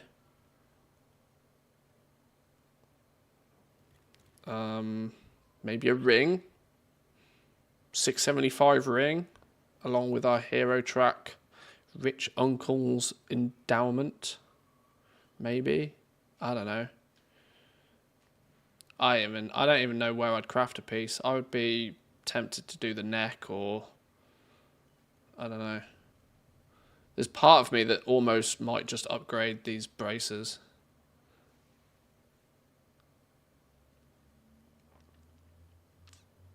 I'm using the embellishment on my bow, and then I have it paired with my braces. So those are my two items with my embellishments on them. So it's either upgrade these to 675, because these are only 658 right now, or upgrade something that's not even on like hero track yet, like my boots, just a basic set of 675 crafted boots, no embellishment, because that's still champion tier. Or equally the neck. Braces and the cloak are the weakest slots for stats. The bracer embellishment doesn't scale with the item level, so there's no use in upgrading it. Okay. So I'd be better off. I don't know. I don't really worry too much about being better off. Maybe we just wait for the vault, see what we get out of the vault, and then fix a problem with a 675 piece of crafted gear. Because there would be nothing worse than crafting a pair of 675 boots to then pull a set of boots out the vault, you know? So maybe I don't worry about that. We'll leave that till next week. Oh, my bags are so full of shit. I need to go through my bags. I just don't want to do it. I have many lucky doos you like. May your feet find good trails. Let's just go do a delve. I must have a couple of Bountiful delves still to do, surely. Oh, we got excavation site 9 and the abyss. Well, 50-50. 50-50. Delvobot. Take me somewhere. Let's go. We'll just do these on 8s. I can't be bothered to do them on any more than 8s. I'm only doing them for Vault at this point.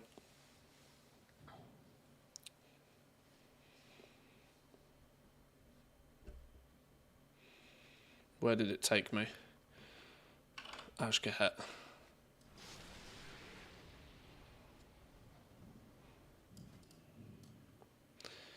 8, Bountiful, go.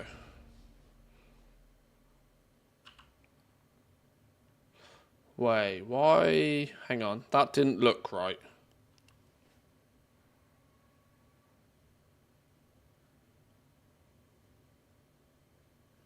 Something about that didn't look right.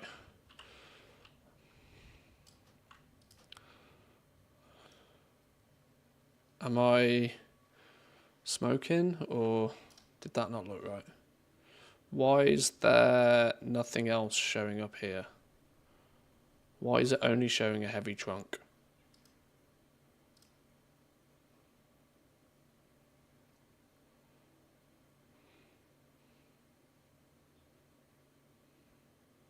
Is it just, are we saying it's just bugged? Run away back again.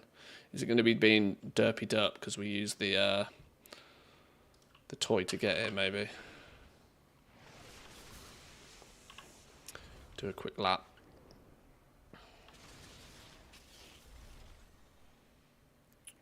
Stand here, do a reload.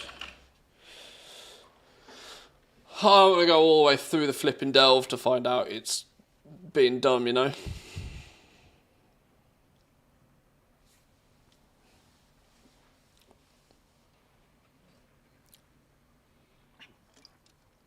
Right, time for a quick pee break. We're playing ads apparently at the moment, according to Twitch anyway. I'll be back in 1 minute.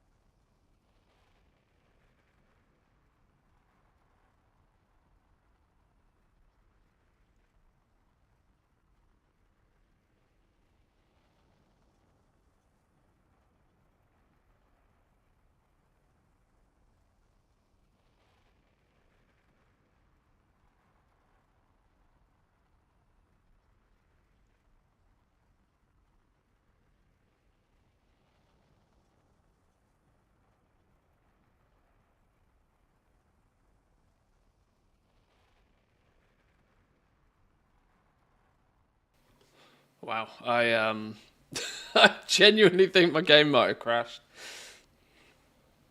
Look at this dog, by the way. Look at this. What is this position? What is that position? This is her head, by the way. That's the most ridiculous position for a dog. She seems happy though. I think my game's goofed.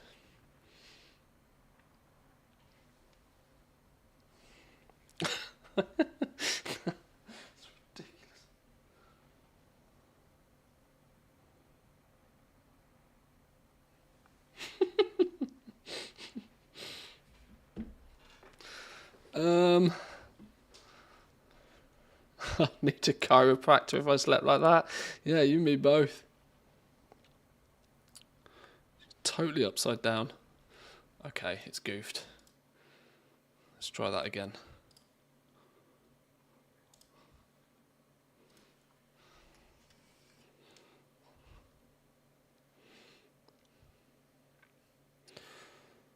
By the way, happy with the new Satisfactory stuff that's coming. I've not seen it. I know they announced like 1.1 and there's a few little things. I haven't really seen it. What have they got? Like wiggly pipes now, and I've been away. I've literally been off the internet for a week. I've missed a bunch of stuff. I'm playing catch up.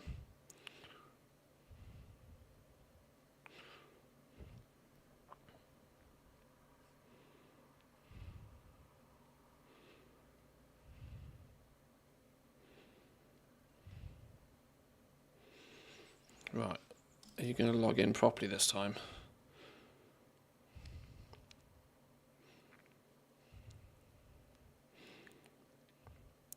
Come on, game, don't fail me.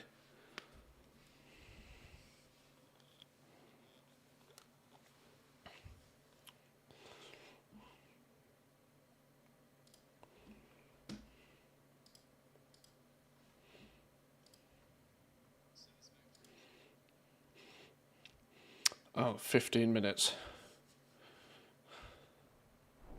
I'll have a little look at that later. Watch that in a bit. Haha, we're in, right.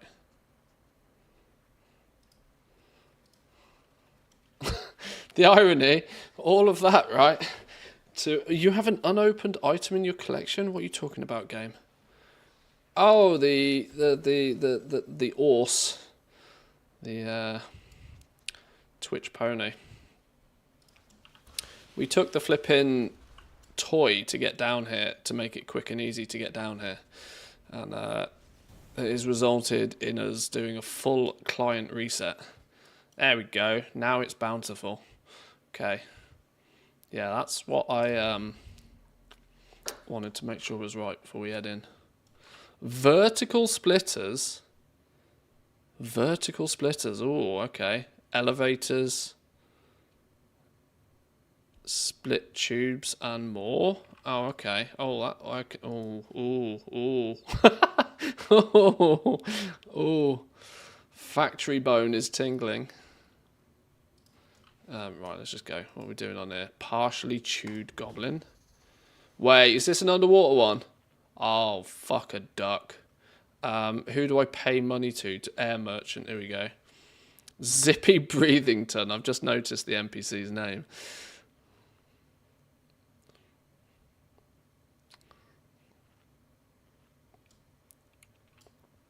What? Yes. Give me air. Let's go.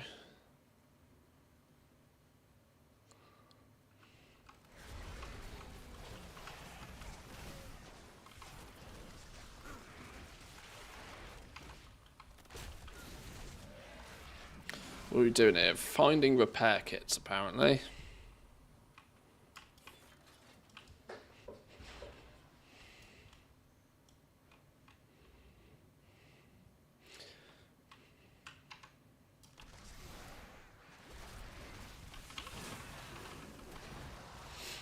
It shouldn't be too stressful because this is only an 8. So I shouldn't really have to worry about dying particularly, but... Here's your take of the spoils.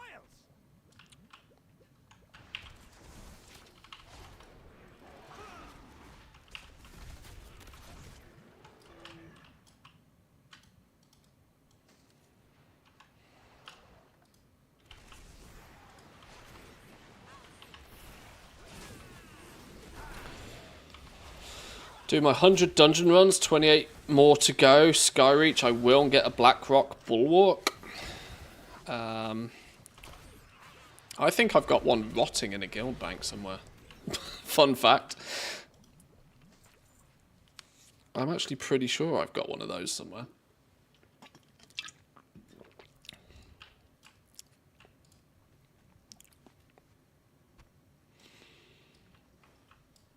It sells for a lot.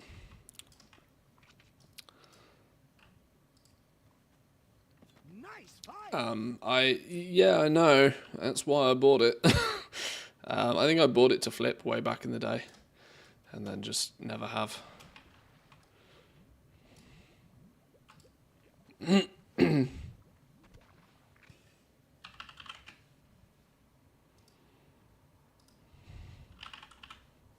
Yeah, I do. I've got one somewhere. 573k is the current auction price. 382 regional sale average. Yeah, I've got one of those knocking about in a guild bank somewhere.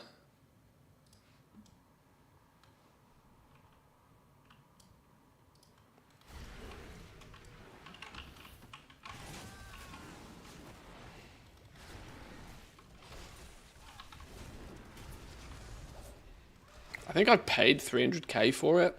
Don't quote me on that, but I can't remember exactly what I paid for it.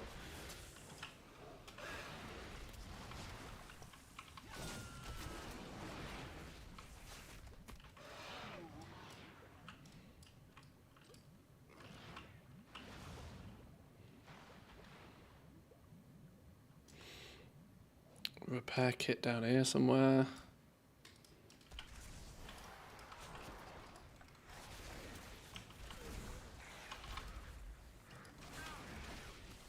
I mean, GG if you get one though. You know, it's a cool item, even if you just want it for your own mod collection.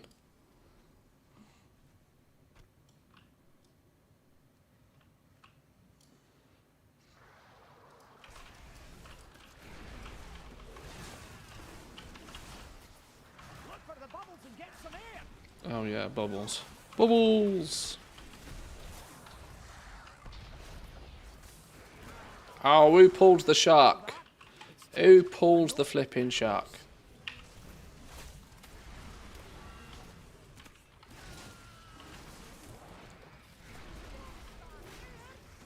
Yes, Moggo, you're right, its sell rate is good.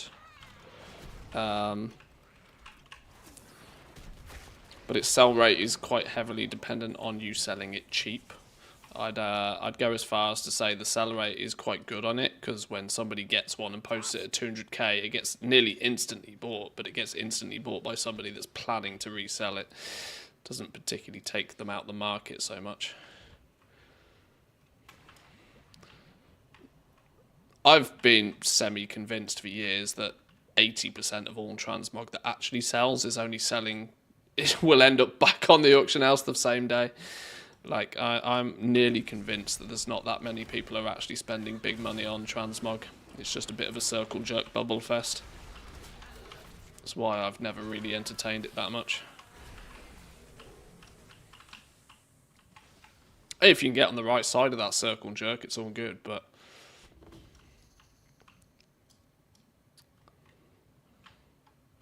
Oh, do we now just have to kill the big dude? Are we just flying now? Can I get a bubble? Hello? That's more like it. What do you mean out of range? The whole point of this is what? Wait, hang on. Oh, I don't know.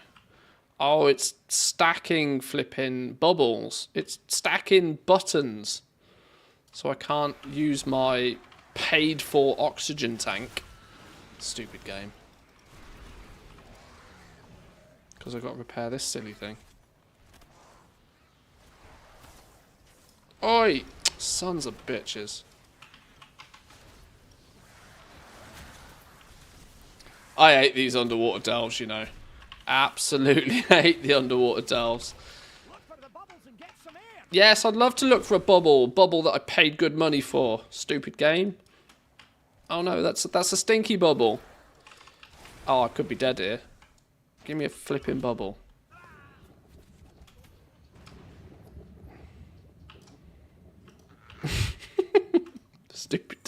Stupid dolls. Right, give me back my proper button. Transmog is awesome at clogging your mailbox and eating your gold with posting fees bit by bit. Getting more and more sick of it over the years. Yeah, I'm absolutely not surprised. Oh, wait, what are we doing here? Hello? Launches cannon at specific location. Fires at nearby enemies. Heals something for something. Okay. What are we doing? Pew pew. Whoa, whoa, whoa, whoa, whoa. What the fucking duck is going on here?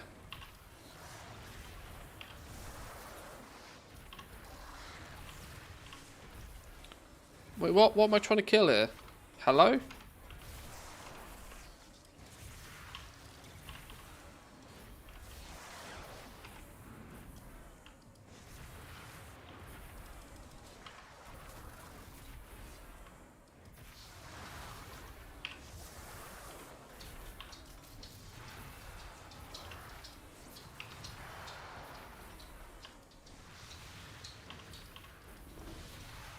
Okay.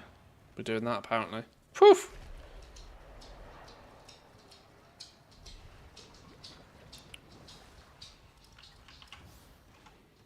Okay, now we kill the big dude. Okay, go, go, go.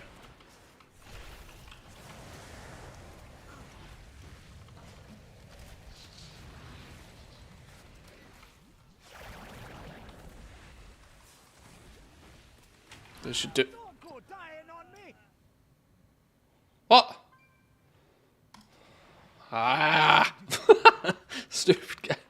Right, I don't even know what killed me then. I literally was about to say I'll read chat in a minute, and then I looked at chat and I died. Fantastic. Oh, did the mushroom spawn on me? I didn't even notice. Okay, that's probably what it was. I know you meant to run away from the mushrooms. I didn't know they hit quite that hard. Quite hard enough to one-shot me. Oh, give me the bubble. Professional gamer, by the way.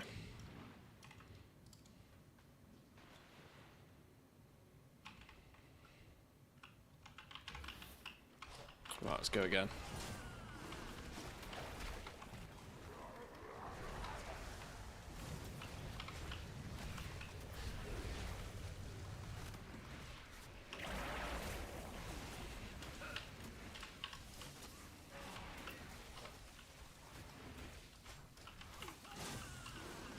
Look for the bubbles and get some air.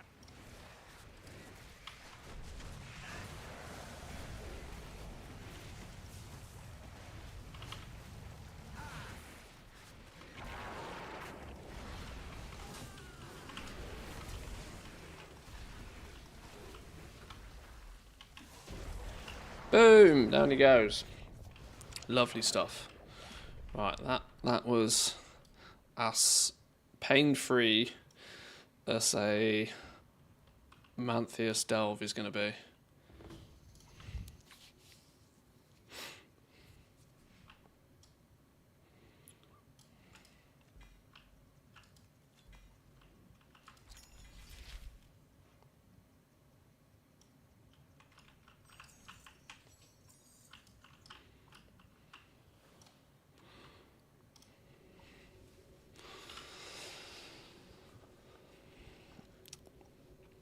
If they actually did a whole underwater raid, I think there's probably a reason why Blizzard haven't done it, because they know exactly what the response would be to it.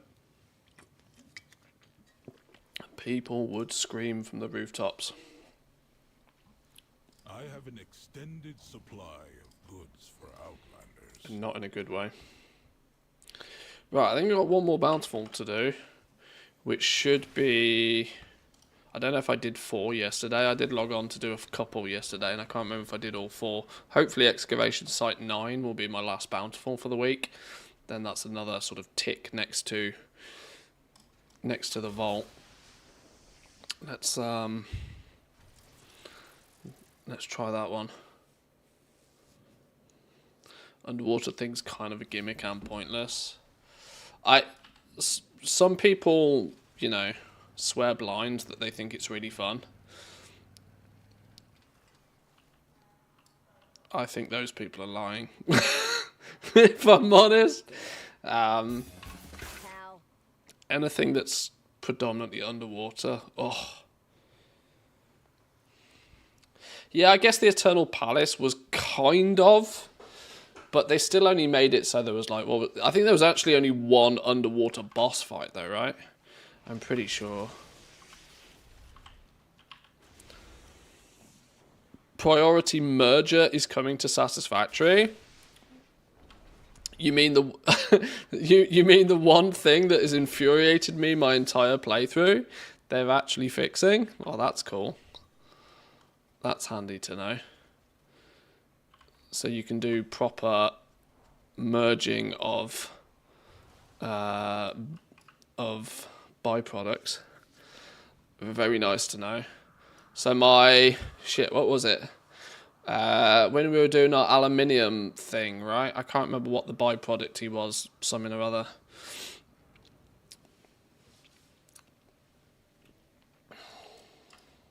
It's amazing how quickly I forget things in these games.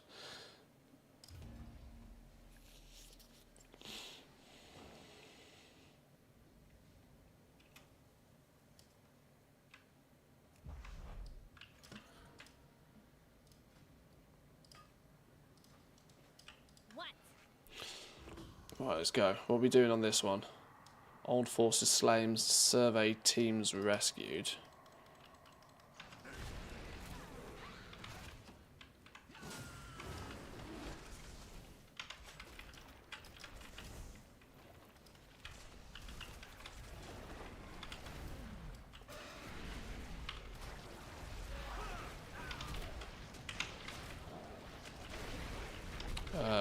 Where's Bran with his heals? Hello, Bran? Hello? Bran's got my back, has he? Don't look like it, mate. Where's me potions, Bran? On the floor.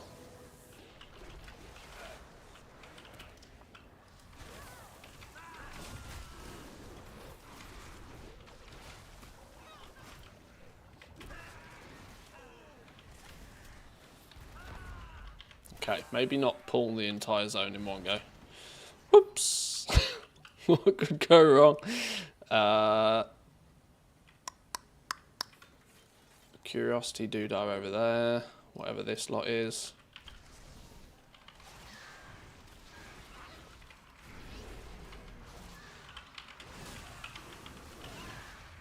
Bran do Bran things? Oh, you're off killing a slug, are you? Okay.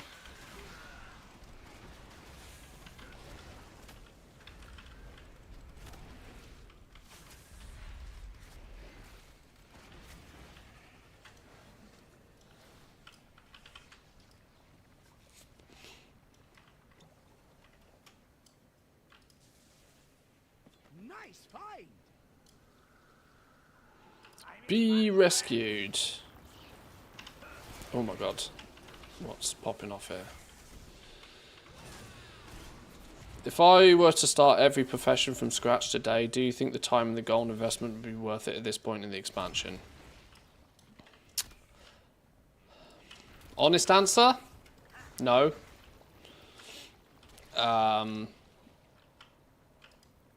This is predominantly based upon the fact that the premise of that question is usually got some very... how do I describe this well? If you were to be in that position, it is very clear and very obvious that the only reason you're doing it is not because you find it enjoyable, but because you want gold. You want the outcome of doing it, but you're unlikely to find much enjoyment in doing it. That tells me quite quickly that it's probably not going to be worth you doing. Basically because goal making now, especially via professions, has to be something that you proactively enjoy doing. Because it's very time consuming. It's going to be something you need to choose to do over doing something else in the game. if you haven't touched professions up until this point in the expansion because you've been playing other aspects of the expansion, I don't think now is a good time to get into it, because I don't think you'll have much fun. And if your main objective for doing it is to extract gold from them, you're better off doing other things. Albeit a little bit of farming, if you so wish, and worst case scenario, taking an hour or two's paycheck and buying a token. As harsh as that sounds to some people, that I know IRL finances aren't necessarily always freely available, but the game is what the game is. If you enjoy leveling the professions, go for it, but if you do it only on the basis of that you expect to make a lot of gold, I can't really strongly recommend it, honestly.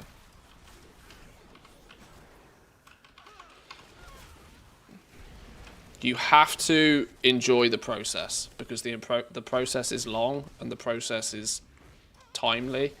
It's not only a time investment initially, it's a consistent time investment as well. So be prepared to spend at least a few hours every week, bare minimum, tinkering with those professions. And if you're not going to get any enjoyment out of that, if the process is not enjoyable to you, pass on it. Find something else.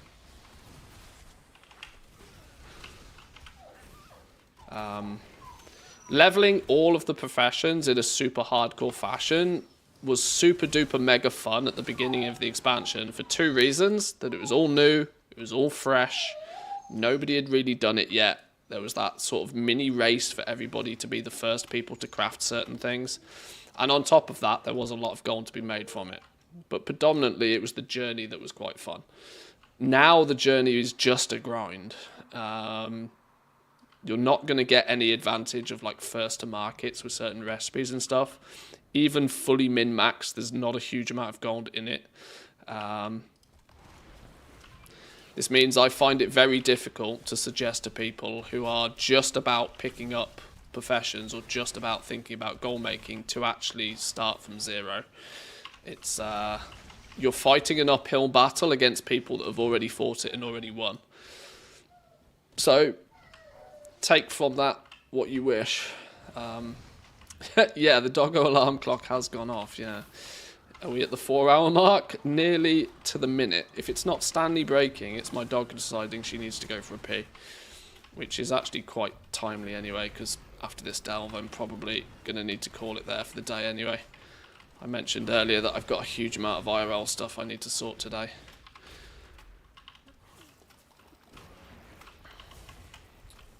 Nurse work a lot. I play the game casually with no real expectation of progression in terms of gear. I find that I enjoy the idea of gold making, collecting. Yeah, I mean, in that scenario, if you, like I said, if you can find enjoyment from it, that's the #1 criteria. But do not expect to go into the professions to make millions. Every single YouTube video out there is trying to get you to watch their video. So these make millions with X, Y, and Z professions, it's not strictly a lie, but it's very, very unlikely that most people do it. And I'm going to be honest, if you're a nurse, I know the nurse lifestyle is busy. If you need gold for something in the game, generating yourself is probably not a very efficient way.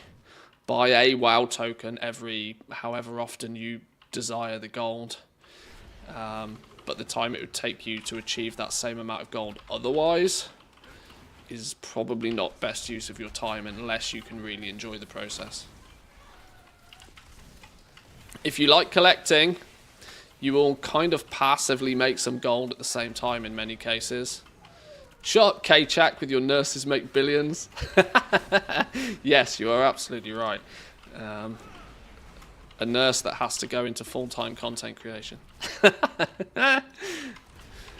But yes, I'm a heavy advocate for enjoy the process or don't bother.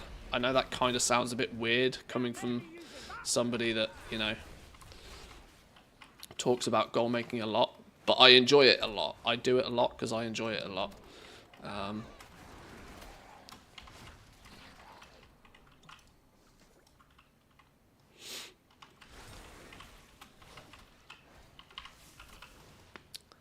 Did you have to mention Stanley? Legally obligated. Nice fight. Where's this last team member? There he is. There's treasure close by.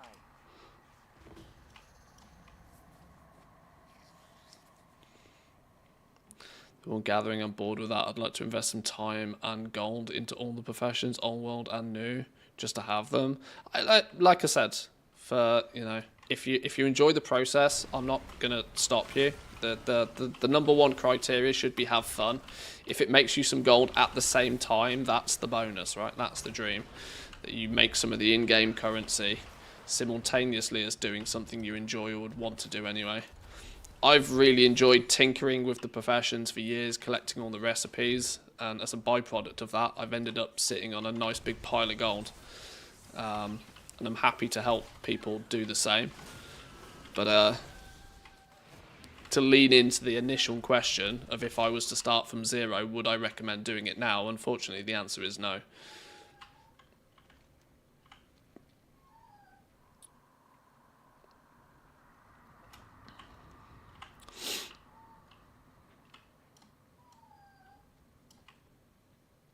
Right, boss time. Boss time. On a tier 8, is it worth killing? It probably is, isn't it? Because you get feared and stuff. I'm just wondering whether killing the tentacles is the way to do this. Or just to nuke everything. Oh god, they killed my pet. That's not what we want. There's one of these that does a fear, and I don't know which one it is. That one, terrifying roar. You can sod off.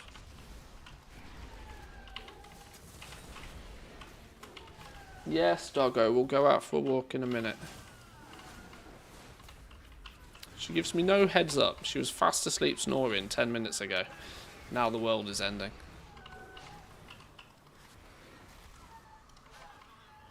Oh, every dead tentacle gives you a damage buff, does it? Oh, okay. I never spot things like that because flipping buff bar is just unmanageable these days. There's far too many of them. I can't tell you which ones are new, which ones are old, which ones are there for the... Oh, brand 99%. Are you kidding me? Find a curio quick.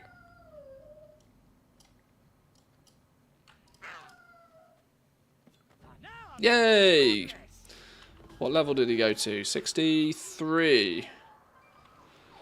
63. 17 to go. We ain't never getting brand to 80, by the way.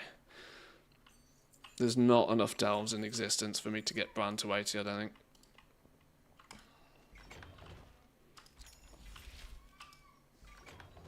Inventory is full. Whoops. Alright, whatever.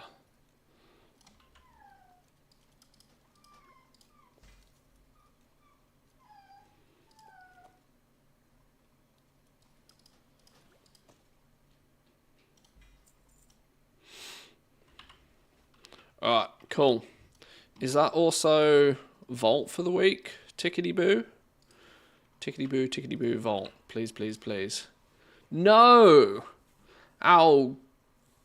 Balls. Okay, well, I'm going to have to make sure I do a delve or two maybe then tomorrow. I thought doing all 4 delves. I thought I did 4 delves yesterday. I must have only done 3. I think I only did my 3 for the... I did 3 11s yesterday, I think. Maybe I should have done the 4th so I could have got the vault finished today. Alright, well, a bountiful delve tomorrow. Oh my god, how close are we to 1,700? Well, that'll happen tomorrow as well then, won't it? No, not tomorrow. Wednesday, reset day.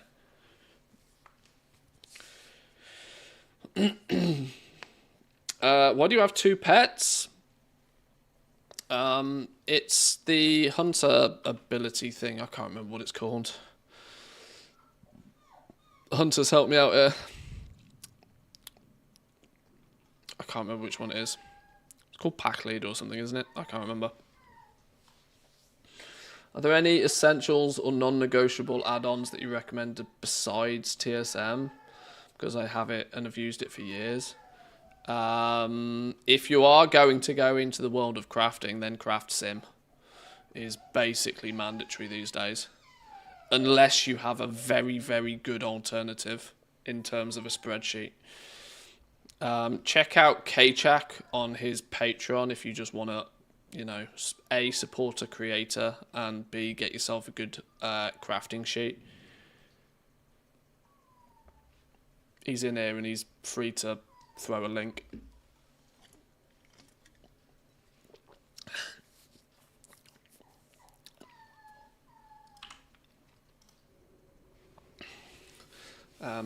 Craft Sim is your alternative add-on in-game. But of course, if you get deep into it, if you get really deep into it, there's more customization and flexibility you get with a spreadsheet. I have calibrated my prices to be Right, let's get that sort of stuff sold. My thanks for your patronage. Right, my bags are absolutely grim. I'll fix my bags by tomorrow, I promise. But, as you can probably hear, the doggo alarm clock is going off. I'm going to take my dog for a walk. I've got plenty of stuff IRL to keep myself busy today. But I should hopefully be back tomorrow. The stream tomorrow will be potentially at a slightly weird time. Okay, dog, give me a minute. Yeah. Keep your eyes on the Discord. That's basically all I'll say. Keep your eyes on the Discord. Enjoy the rest of your day. I think ads are playing now, so half of you aren't going to hear this. Shh. Relax.